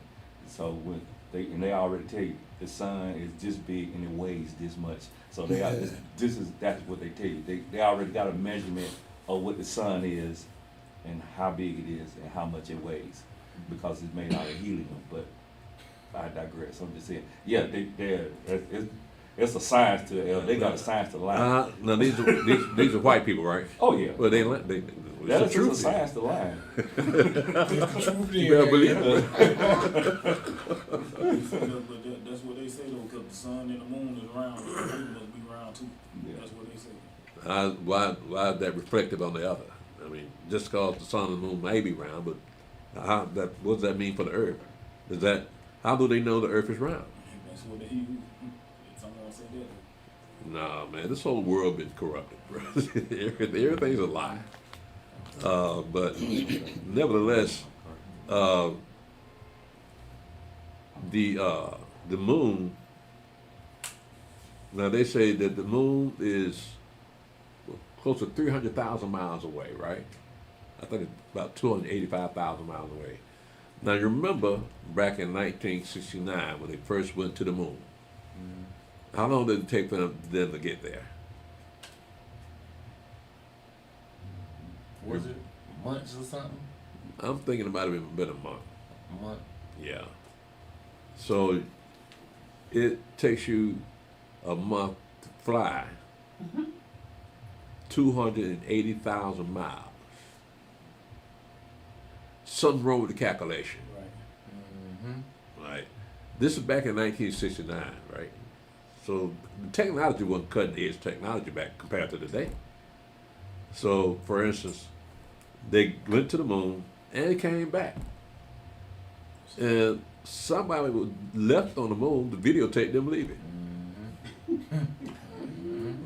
Nobody thinks in those terms, man. And then, for instance, those Land Rovers, they would ride on them. How'd they get them up there and how'd they get them back? See what I'm saying?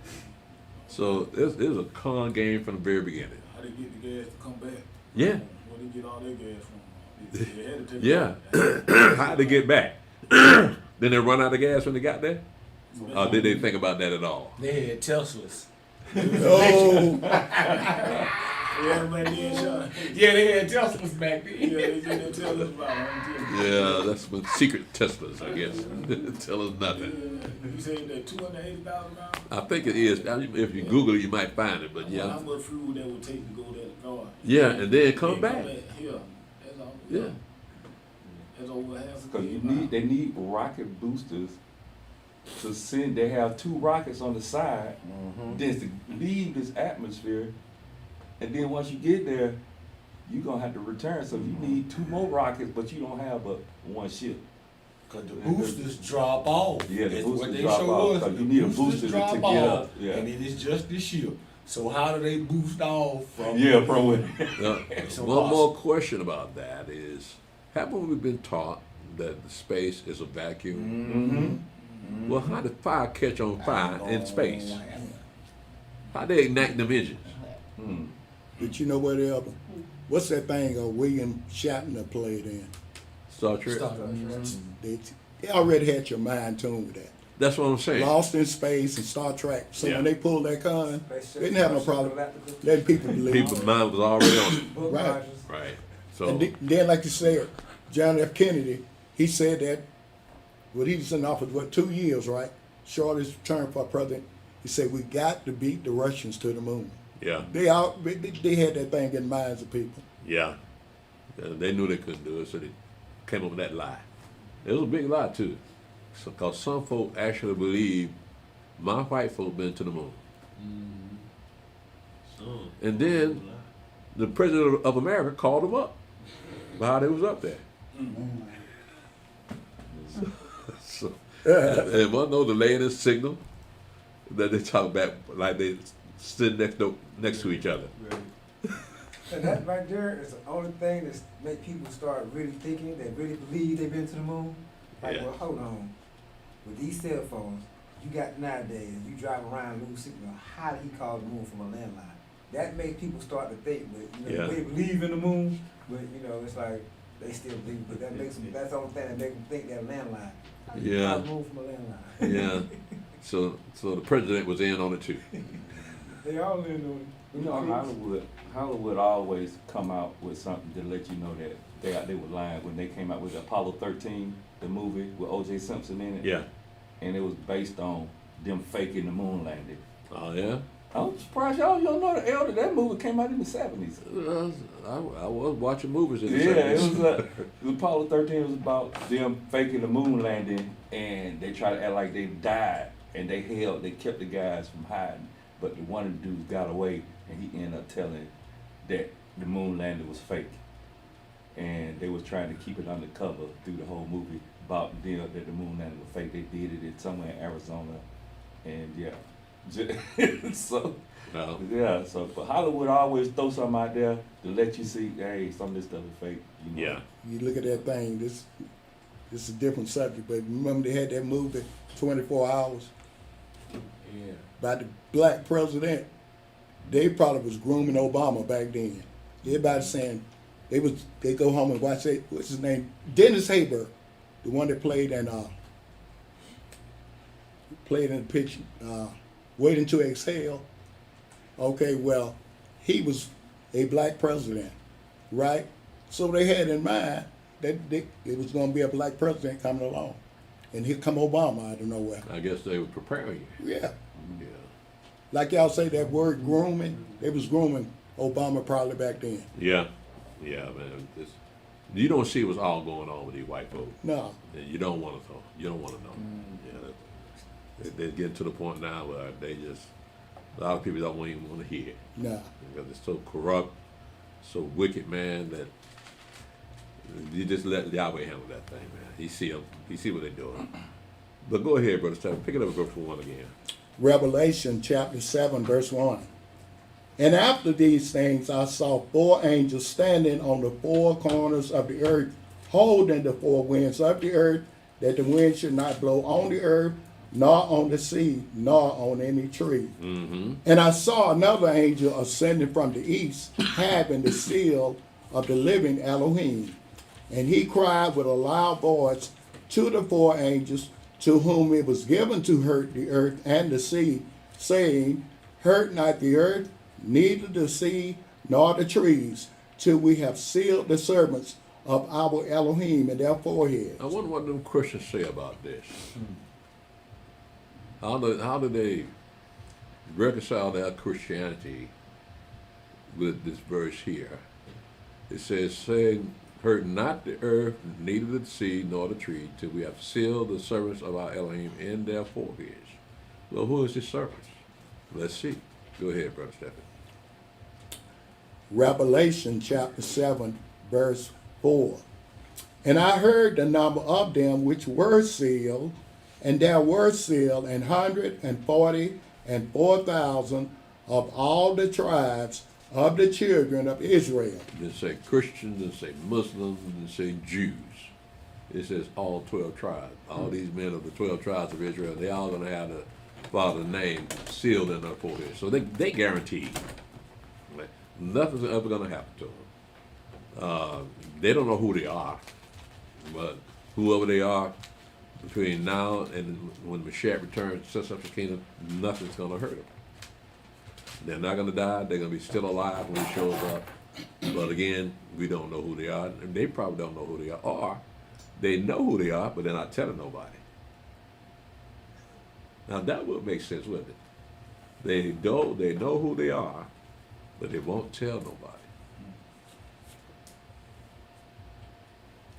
Now, some people look at that will say that they say, well, there's women in here too. No.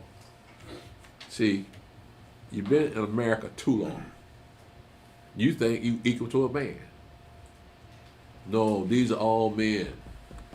When you look that word up, children of Israel, children, it just means sons.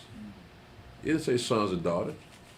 And all through the Bible here, when they talk about the children of Israel, it's talking about the sons of Israel. But the translators decided to use children. I don't know why, but I guess they want to include women in it on too, so they call them all children. But these are all sons of Israel. Go ahead, Brother Stephen.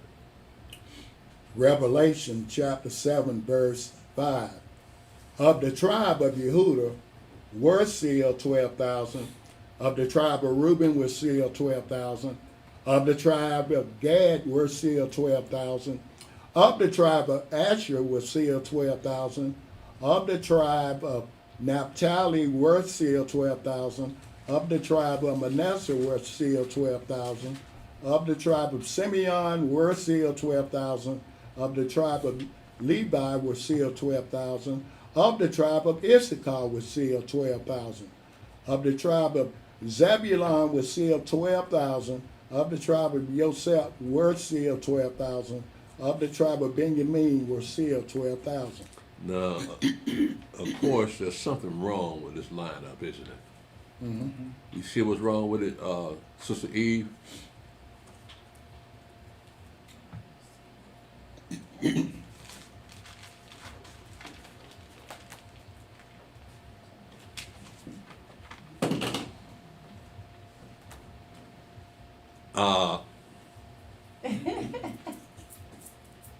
What happens when women get together, man? I mean, they just, by themselves, they're cool.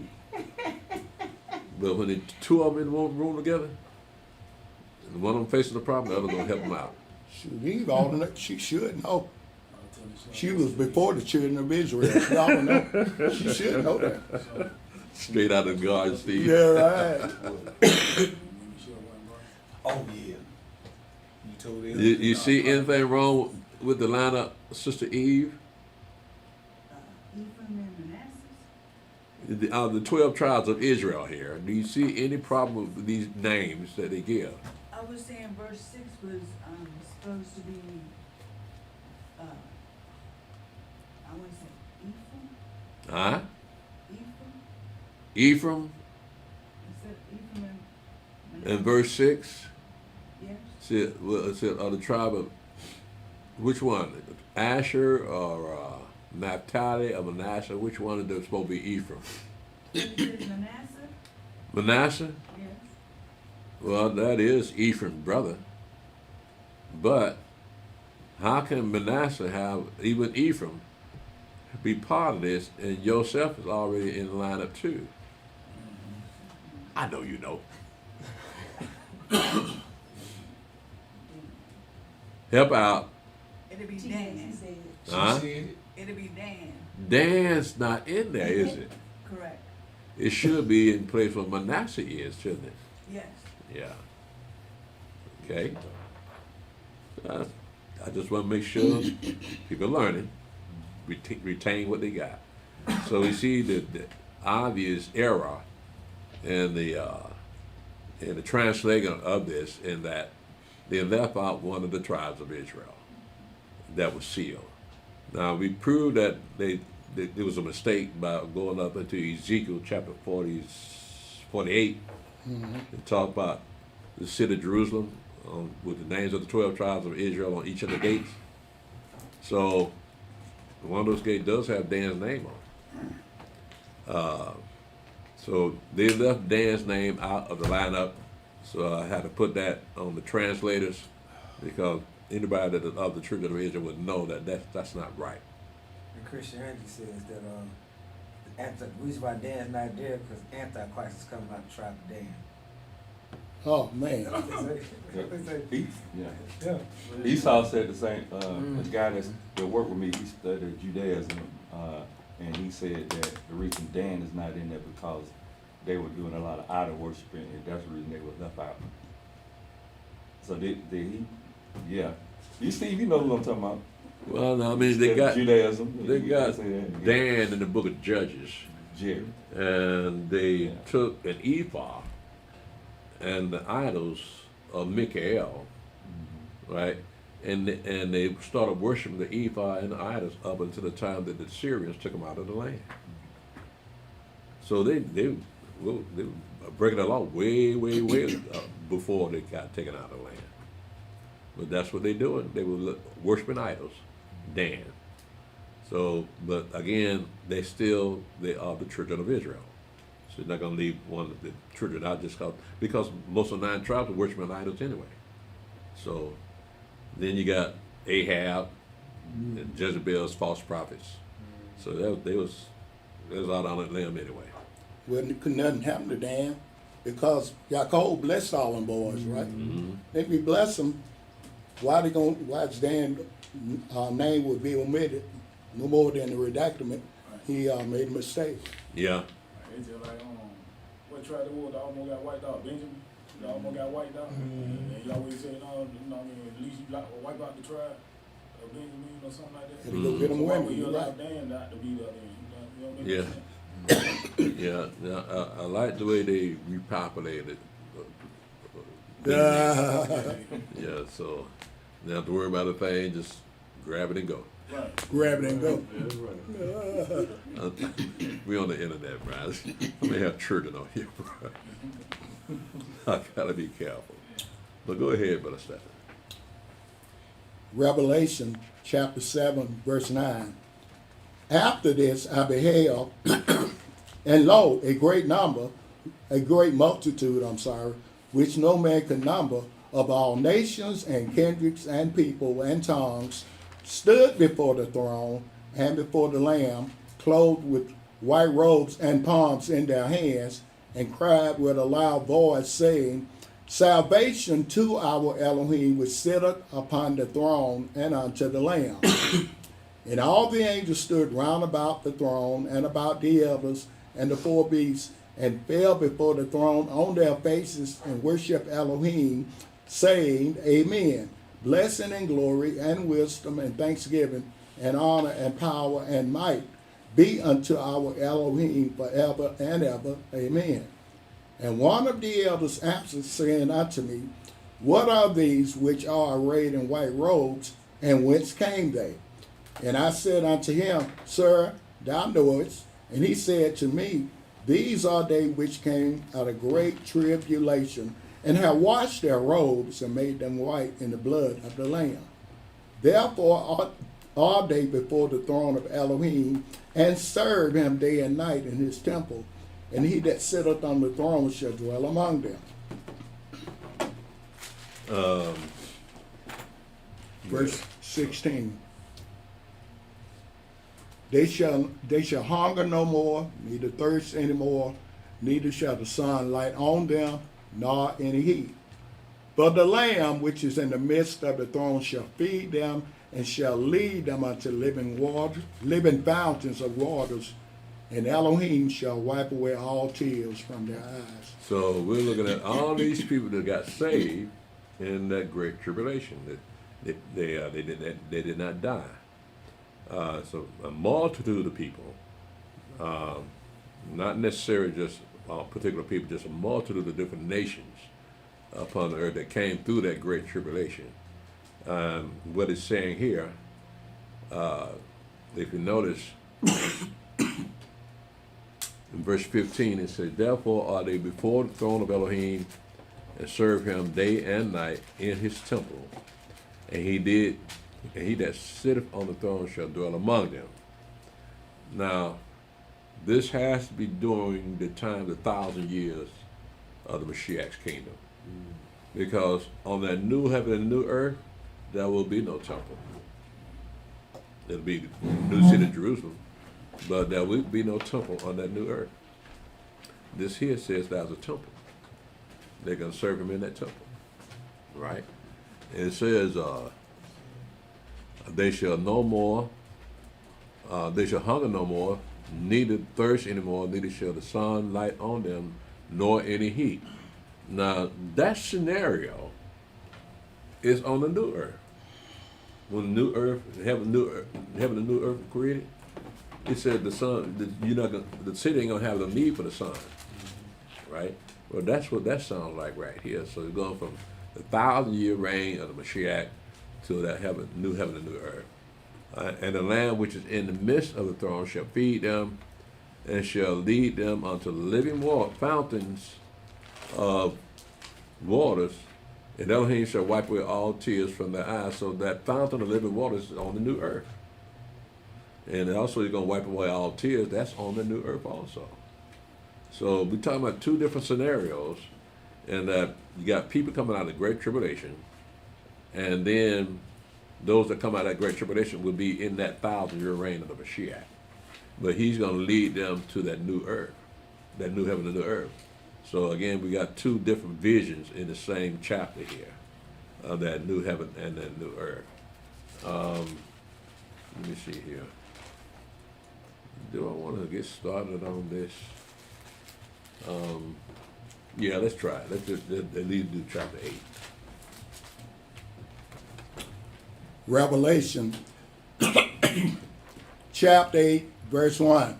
And when he had opened the seventh seal, there was silence in heaven about the space of half an hour. Hold on, Steve. Now, why would there be silence in heaven for half an hour? Those I asked him. I asked you. Yeah. Well, why is that silence in heaven for half an hour? Ain't no black women. They've been kicked out. He's so silly. They've been kicked out. See, heaven can finally have peace. But it's just for half an hour, though, Steve. They kicked them That's out. the best they can do. Wigs and eyelashes, kicked it all out.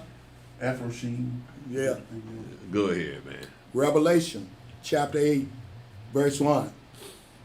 And when he had opened the seventh seal, there was silence in heaven about the space of half an hour. And I saw the seven angels which stood before Elohim, and to them were given 7 trumpets.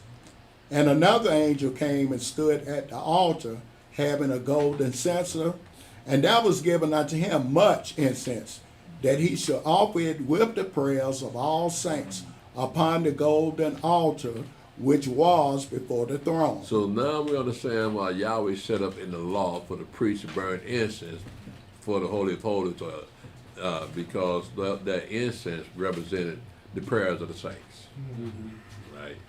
But if you remember, the incense that the priest used was a special kind of incense, had certain ingredients in it in order to be, for it to qualify to be burnt before the Holy of Holies.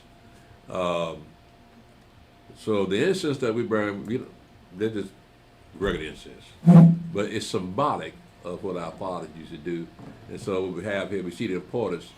It says that, but look at what it says in verse 4. And the smoke of the incense, which came with the prayers of the saints, ascended up before Elohim out of the angel's hand. So he's talking about saints' prayers, nobody else. Is somebody talking in here? It's coming from outside. I thought maybe those sisters over there. Go ahead. They roll their eyes at me.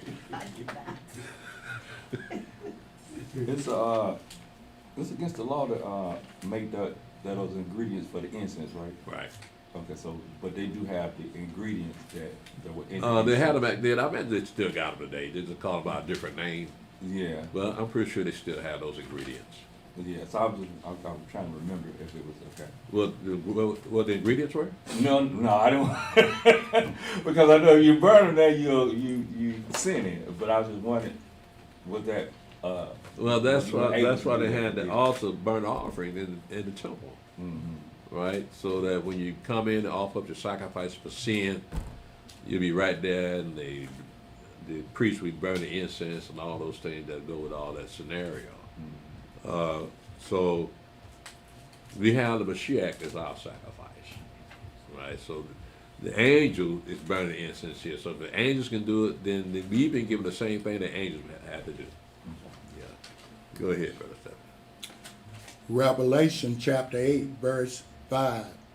And the angel took the censer and filled it with the fire of the altar and cast it into the earth. And there were voices and thunderings and lightnings and an earthquake. And the 7 angels which had the 7 trumpets prepared themselves to sound. The first angel sounded, and there followed hail and fire mingled with blood, and they were cast upon the earth.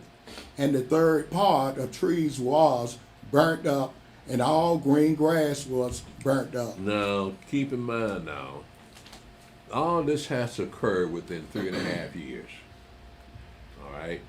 So right now what we have in the first trumpet, it says the first angel sounded, and there followed hail and fire mingled with blood, and they were cast upon the earth. The third part of the trees were burnt up, and all the green grass was burnt up, right? So that's the trumpet. Remember what the purpose of the trumpet is to sound the alarm, right? So the alarm has been sounded, the first trumpet making the sound, it's been alarms that something's coming. Danger is coming. It's supposed to alarm you to be prepared for the danger to come. Mhm. So let's go to Revelation 16 and see what happened after the first trumpet is blown. Read Revelation 16, verse 1 and 2.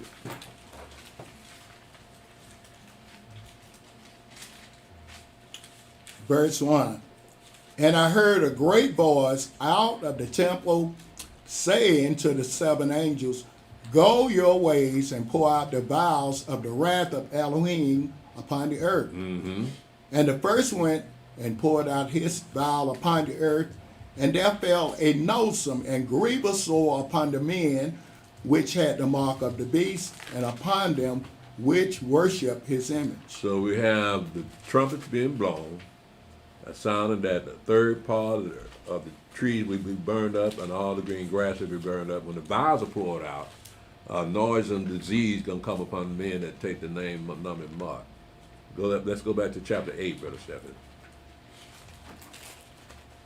Revelation chapter 8, verse 8.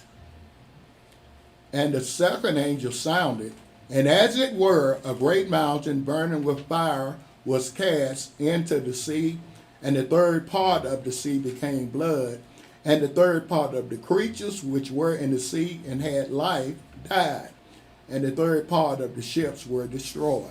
All right, now let's go to, that's the second trumpet, sounding an alarm. Let's go back to chapter 17, Brother Stephen, and read verse 3. 16 and 17. Revelation 16, verse 3. Verse 3, yeah. Again, you have the trumpet being blown and the vials being poured out. Again, the trumpet warn you something bad's about to happen. Go ahead, Brother Stephen.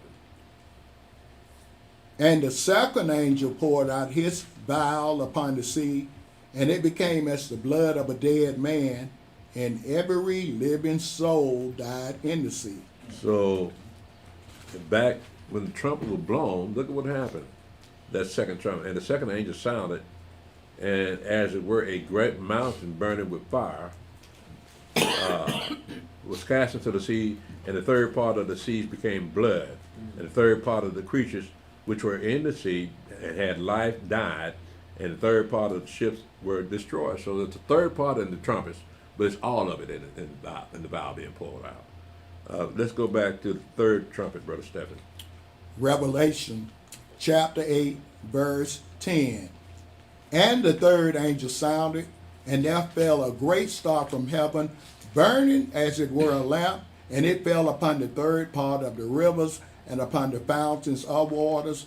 And the name of the star is called Wormwood, and the third part of the waters became wormwood, and many men died of the waters because they were made bitter. Whatever this was, it poisoned the waters, right? It says, and the third angel sounded, and there fell a great star from heaven, burning as it were a lamp, and it fell upon the third part of the rivers and upon the fountains of waters.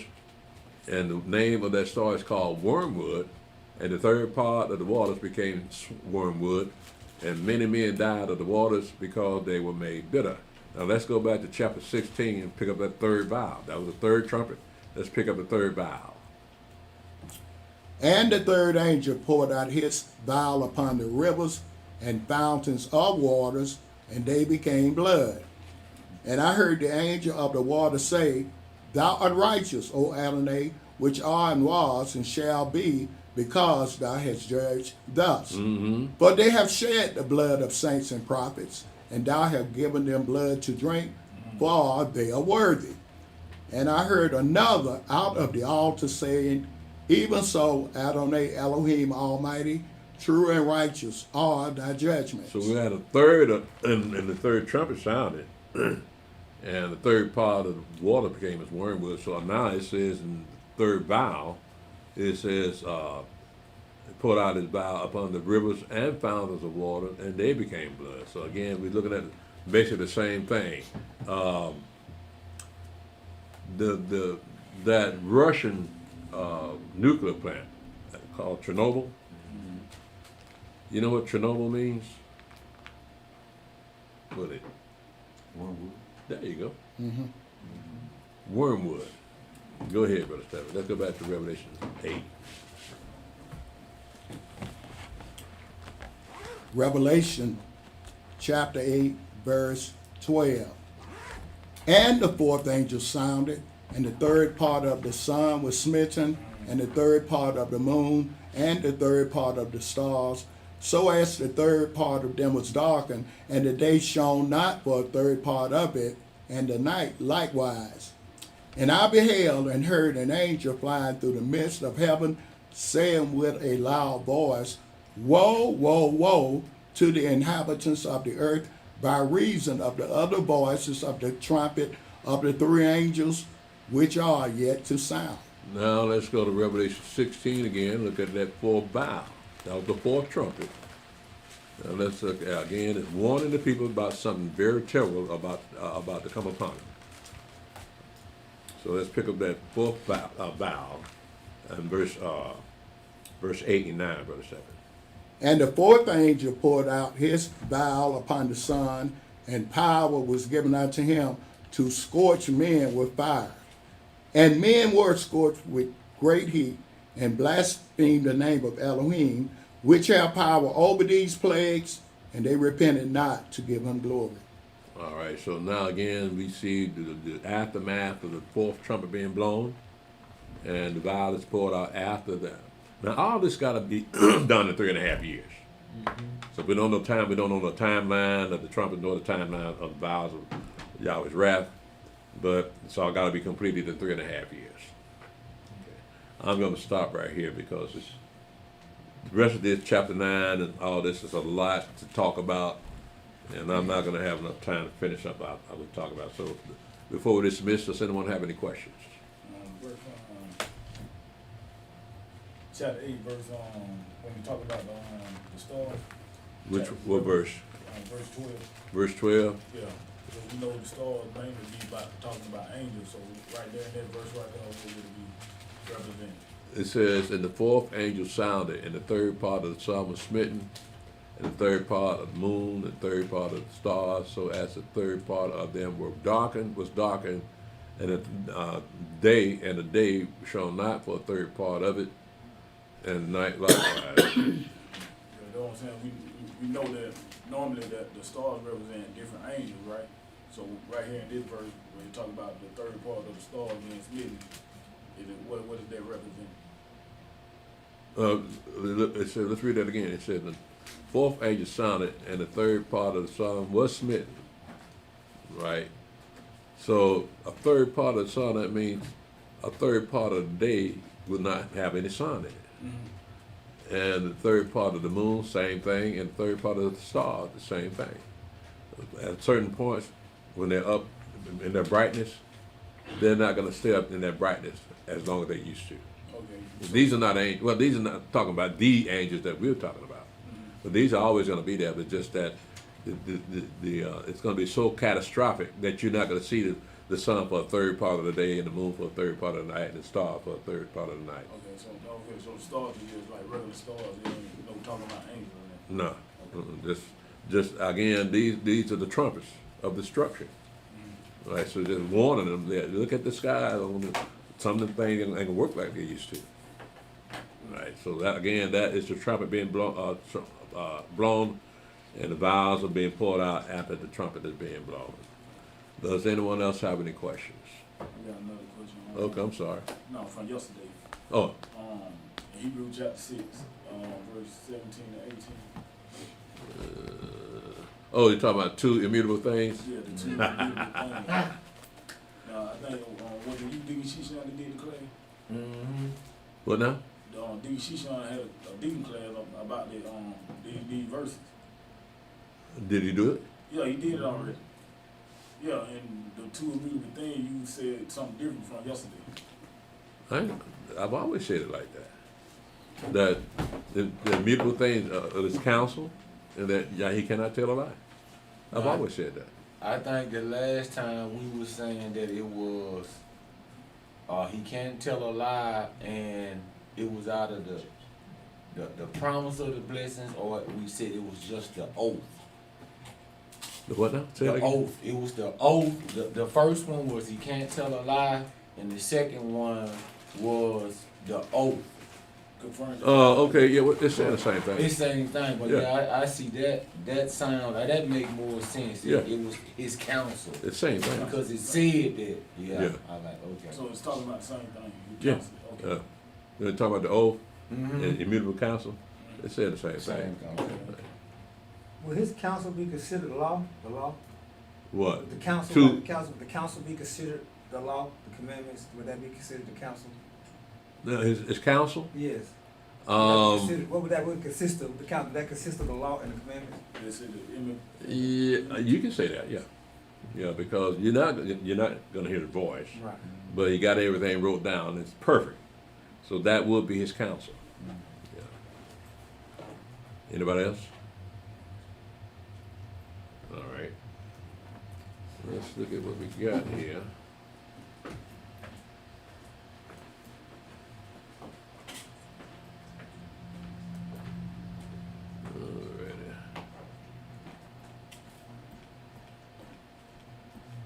I have Brother Abraham on Facebook. Yes, sir. Okay. Shalom, Brother Abraham. Shalom, Cujo Goody. Nah. Shalom, Brother Eliyahu. Hope you're feeling better, my brother. Shalom, Elder Alahayim and Mother Malaka. Shalom, Gregor Rucker. I want to close that. What is it? Close that door when you go out, sister. There you go. Did that come from the outside? I think in the hall. Or somebody in the hallway? No, that's that. We got a radio broadcasting over there. Furniture store over The there. furniture stuff. They broadcast it in the parking lot. I hear somebody talking. That's what that is. It's the furniture store. It's the- Radio. Yeah.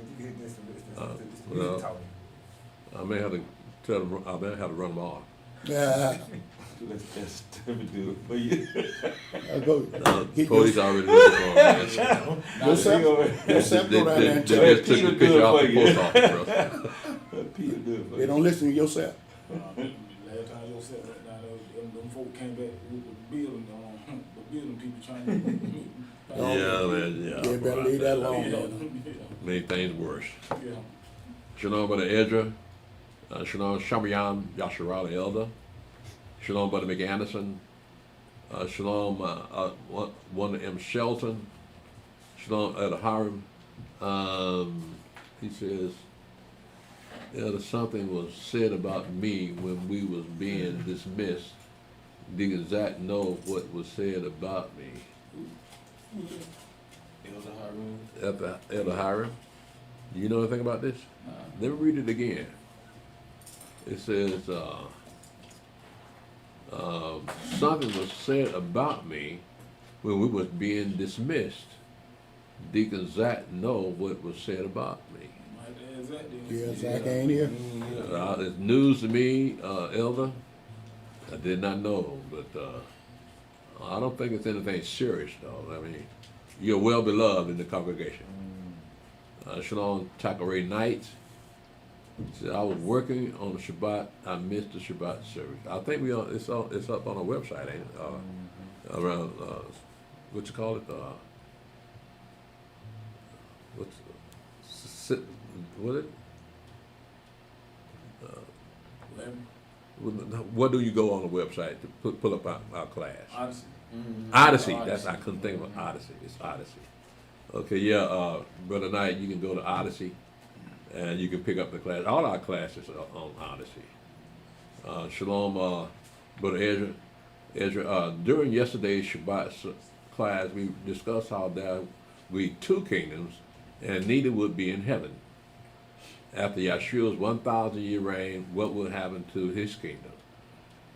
It's going to be burnt up. The whole earth is going to catch on fire because she served a purpose. So Yahweh got too much blood and death on this earth, so Yahweh created him a new heaven, a new earth to take this earth's place. So yeah, it's going to be burnt up. His kingdom will be burnt up. I'll tell you what, let's go to Matthew chapter 13.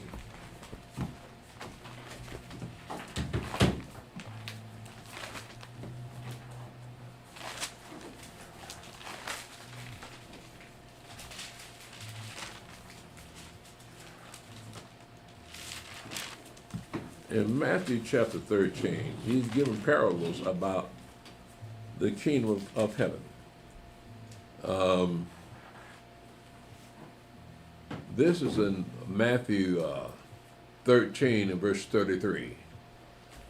He says, another parable spake he unto them, the kingdom of heaven is like unto leaven, which a woman took and hid in 3 members of meal till the whole was leavened. If you understand what the word leaven means, what it represents. Sin, right? It says until the whole was leavened. So the whole world will have to be burned up because the whole world will be full of sinful folk getting ready to be thrown on the lake of fire. So that's what's going to happen to the Mashiach's kingdom. He's going to have a new kingdom on the new earth. So we don't know how that's going to work out. You got 2 thrones sent on that new earth. We don't know how that's going to work out. It's not explained in the Bible. So if you're not going to make it, ain't no need you knowing it. I hope that help you out, Brother Ezra. Shalom, Susie Garman. Shalom, Sister Rachel. Shalom, Elder Mick. Shalom, Lonely Red Wolf. Shalom, Mother Kia. Elazar and Mother Kia. Shalom. Shalom, Elwin. Shalom, Melinda Curry. Let's see here. Lonely Red Wolf. Shalom. Shalom, Elder Hiram. Shalom, Brother Kevin Burtz. Shalom, Mother Marsha. Shalom, Brother David. Shalom, Elder Tobiah. Shalom, Ishar. Ishar, right. Shalom, Sister Neriah. Shalom, Sister Hadassah. Shalom, Morning Crisp. Shalom, Brother Benaiah. Shalom, Yirmiyahu.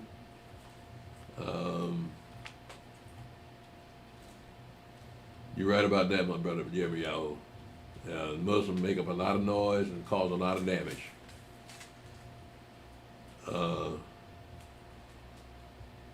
You're everywhere but wrong. Shalom, Isaiah. I think that's Isaiah.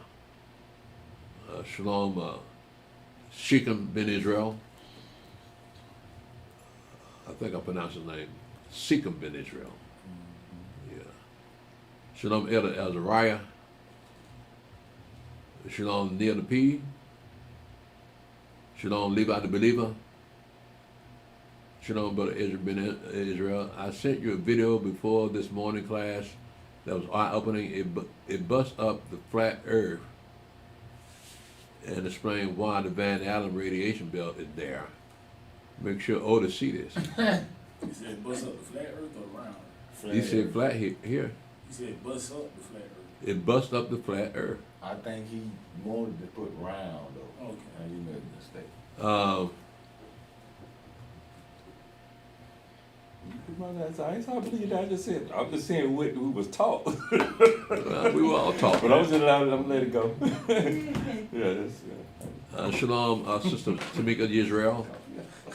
Brother Israel said, more proof that we can't leave and that there is a firmament up there is the fact that we can hear planes high in the sky. If that wasn't a firmament, it would be impossible to hear the planes. That's true. And we can see them too, in most cases. Shalom, Yahoo said 3 levels to heaven, and so they managed to pass our atmosphere, do battle with them angels, the ones bring light to the earth, 2 level battle with them archangels, 3 level I thought you mean holy.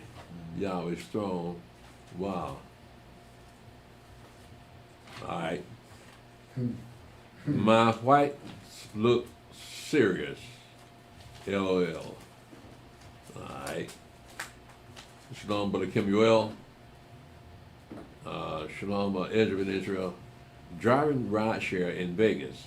I had that Brother Dennis Haysbert in my car. Elder Stephen was right. He said they were getting the world ready for Obama. Mm-hmm. You know this guy, Haysbert?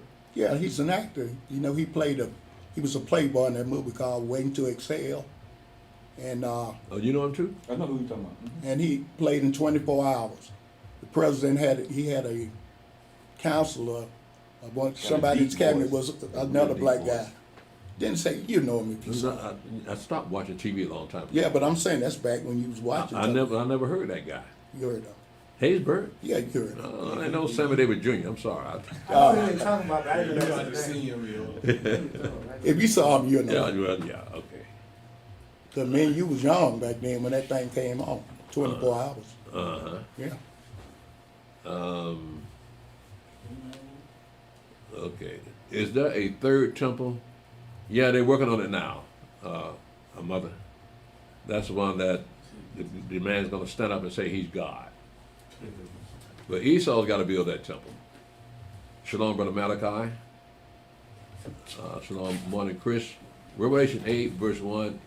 I did not hear the answer for the silence in heaven for a half an hour. Thanks for the answer. Yeah. You're welcome. I don't need to step out that door, do I? Yeah. Like Either way, I'm going out the back door, you go out the front door, we'll be all right. So Elder, when it say that verse 1 what he just talking about, that half an hour doesn't necessarily mean half an hour with our time, does it? Is it the same up in heaven? I wouldn't think it would be, but when you say half an hour, we think half hour like 30 minutes, but half an hour in heaven would that the same type of timing? They got a timeline on this now. Keep in mind, we got 3.5 years, so it's got to find a sequence of events that measure out to 3.5 years. Mm-hmm. So even though it's half an hour up in heaven, it doesn't affect the timeline of 3.5 years. Mm. Yeah, so all that stuff is going to happen to the earth in 3.5 years. It didn't say anything about heaven. No, I tried to measure it one time. It got kind of complicated. As you take 1,000 years as a day. Yeah, you would. Yeah, that's what I was thinking about. That I know. do it like that. So yeah, you would think a half hour might mean 500 years or something. But again, that takes us out the timeline. Yeah, that's what I'm saying. It would be too long. Let's see. Yeah.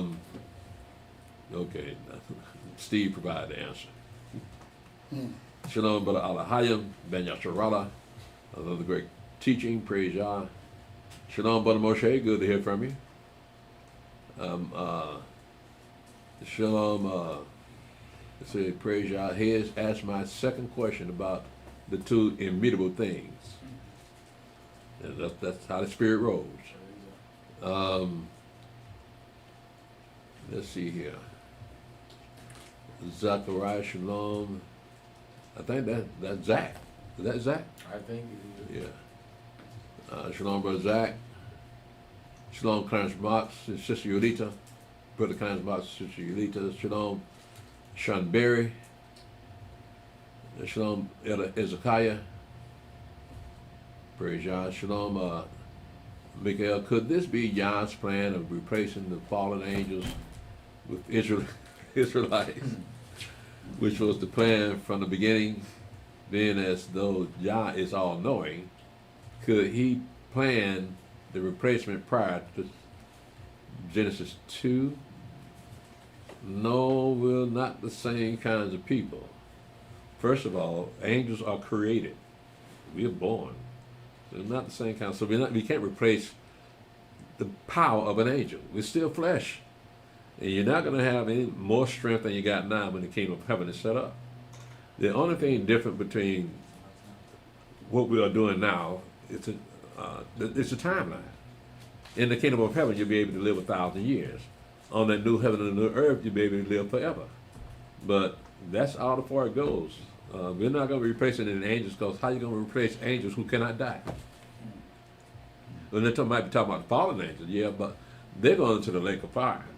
But nevertheless, we can't replace something that Yahweh created.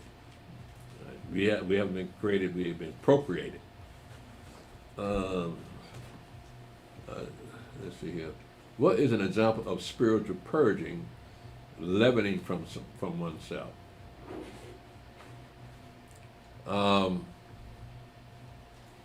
Spiritual purging is keeping the law. Simple as that. So the law keeps you from sinning, right? The law is a light. So with all that, it's not like you're going to completely purge yourself, because you purge yourself by praying for forgiveness. So that would be a form of purging, asking for forgiveness.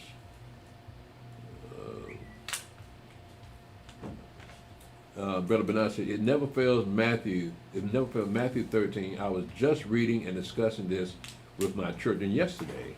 They made me read the entire chapter after explaining to the disciples, asking why do he speak in parables, and also many righteous men and prophets have desired to see and hear the thing that they were privileged to see to do so.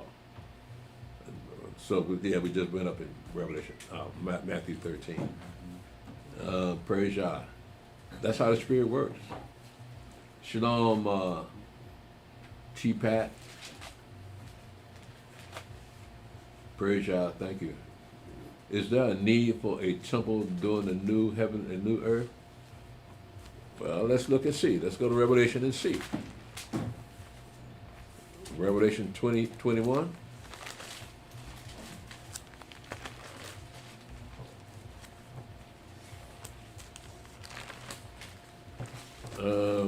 In verse, again, this is a new heaven and new earth, right? In verse 22, in chapter 21 of Revelation, it says, and I saw no temple therein. It's talking about the new city of Jerusalem. For the Adonai Elohim Almighty and the Lamb are the temple of it. So again, we're not talking about a building here. We're talking about the actual living being in that temple. Right. I know it doesn't say, but with the other nations have a temple, there's going to be no temple period on the whole. But this only mentions the new city of Jerusalem. So they're going to be bringing a GPS, gross national average wealth into the city. So I imagine they'll be bringing to the Mashiach and Elohim Almighty. Yeah. But if they're going to bring in a wealth, that means the new earth is going to have a business atmosphere. It's not all going to be theological. So you're still going to be carrying on business. So it ain't like you just sitting around waiting on, don't know what to do. Yeah. Yeah. Yeah, so that's the answer to that, Mother. It's on that new earth there won't be no temple, but Elohim and the Mashiach will be the temple. Shalom, Brother Eliyahu. I used to watch Perry Stone time to time. He was investigated by the FBI for sexual misconduct, harassment, gulping, etc. by 11 people, 9 of them women. He was accused 2 different times, one in 2020. He did confess. He threatened suicide later. He was later acquitted of the charges. Dennis Haysbert is the All-State man. Yeah, that's more recent. The Allstate guy. Yeah, that's more recent. Yeah. Who's that? The Allstate insurance commercial. What about it? The black guy to be in the insurance commercial. What about it? With the deep voice. That's who Dennis Haysbert. That's who Dennis Haysbert. He don't watch television. That's the Haysbert guy? Mm-hmm. Yeah. The one that may try to make president? No. In the movie? Yeah, the same guy. So he's saying Dennis Haysbert is the All-State man since 2003 in commercial. That's him. Oh, like I said, I don't watch television. He don't watch Yeah, the deep voice. I never heard it. Shalom Nakia. How do you interpret the relationship between the church and the nation of Israel? We try not to use that term church because we know the etymology of that word, so we use the word congregation. The congregation as relationship to the children of Israel is that they will be part of us too. If you remember in Ezekiel 46, that there will be strangers in our land who will have inheritance among people in the land of Israel. We also are going to have set up communities in other people's lands, so that we'll be ruling all those people in those lands. But Israel will be the head, but the whole world would be start keeping the commandments and start believing in Yahweh as the only true and living God. And these people that between the relationship between the people that believe in the Messiah and the children of Israel is that we're going to be ruling over them. Okay, we're going to be known as a nation of priests and a holy nation. Brother Bless and I are in the same page. This is why I asked about temple in the new heaven and new earth. What page we on? I don't know. You're on the same page. You're on the same page.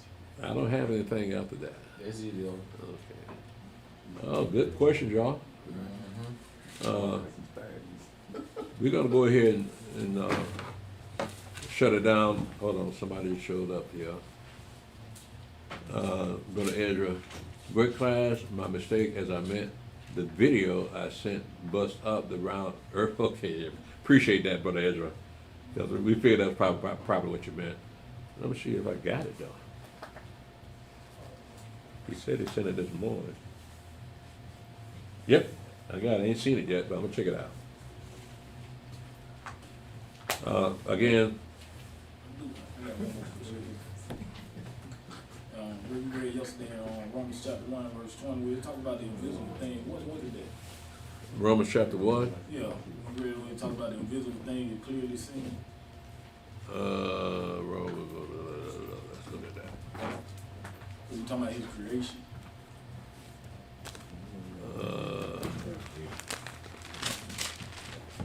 Verse what?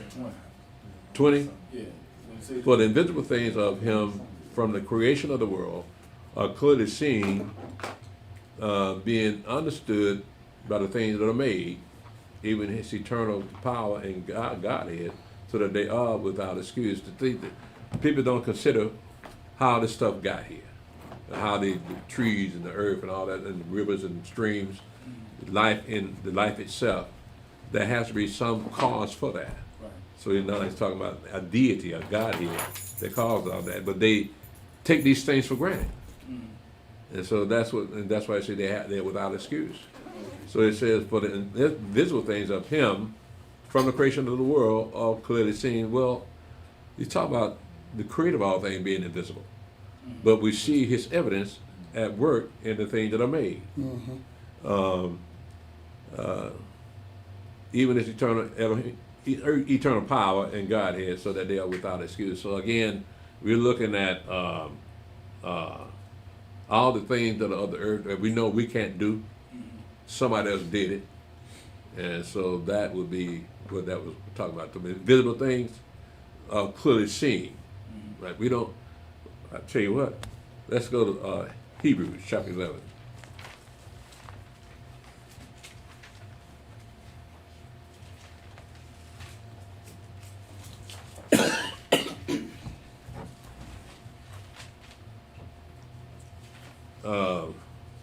In Hebrews chapter 11, verse 1 to verse 3, it says, now faith is the substance of things hoped for, the evidence of things not seen. For by it the elders obtained a good report. Through faith we understand that the worlds were framed, the ages were framed by the word of Elohim, so that things which are seen were not made of things which do appear. I found that a very interesting verse. Because we may be looking at something that's not really what we think it is. Yeah. Maybe looking at y'all. Y'all may not say, might not be who you are. Yeah. I remember you making that analogy on colors. Do we see colors the same way? Right. Yeah. Right. Is his red the same red as what I see? Right. So what you see may not be what I see. Yeah. But that's what I'm saying. That's what I call that red. Right. It makes sense, because the saying they always say, beauty is in the eye of the beholder. Like, what I see might not be what somebody else sees. Right. Okay. So when you look in the mirror, you see what you look like, but when I'm looking at you, I see what you look like. It might be something It different. might be two different people. It takes you to another level of thinking. So you don't get boxed up and be complacent with everything, because what they said that you can't look at everything and just take it for granted. You got to look at it a little bit deeper. I remember one time me and the elder, we were sitting out there and we were looking at boxcar, and I'm saying, I think I'm saying it was white. The elder said, man, that thing blue. Yeah. Remember that? Yeah. But I was sitting there making a fool out of myself. No, it's white. But I'm colorblind. I don't see colors real good. Are you serious? Yeah. I went to the doctor years and years ago. Now I can tell red, black, basic stuff, but when we go off in those pastel colors, no, I can't. I'm not very good at identifying. There it is right there. Yeah. Yeah.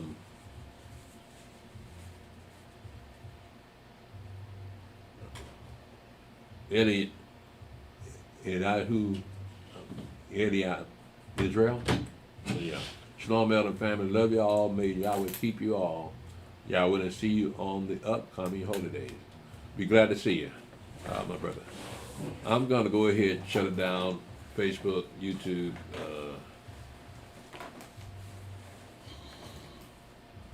We have a history class coming up this third day, and I think the 31st of this month is on a Tuesday night. Am I right?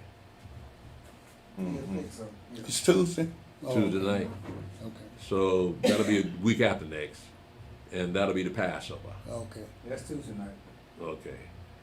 Okay, so join us on our history class this coming third day, and join the sisters class the third day at 8 o'clock, and join the sisters class on the fifth day at 8 o'clock, which is Thursday, and then our Sabbath service. And after that, we will be coming into our holy days. So hopefully, y'all, all the people that are on our page here, we pray that maybe you show up and celebrate the holy days with us. As always, Yahweh bless you and keep you. Shalom.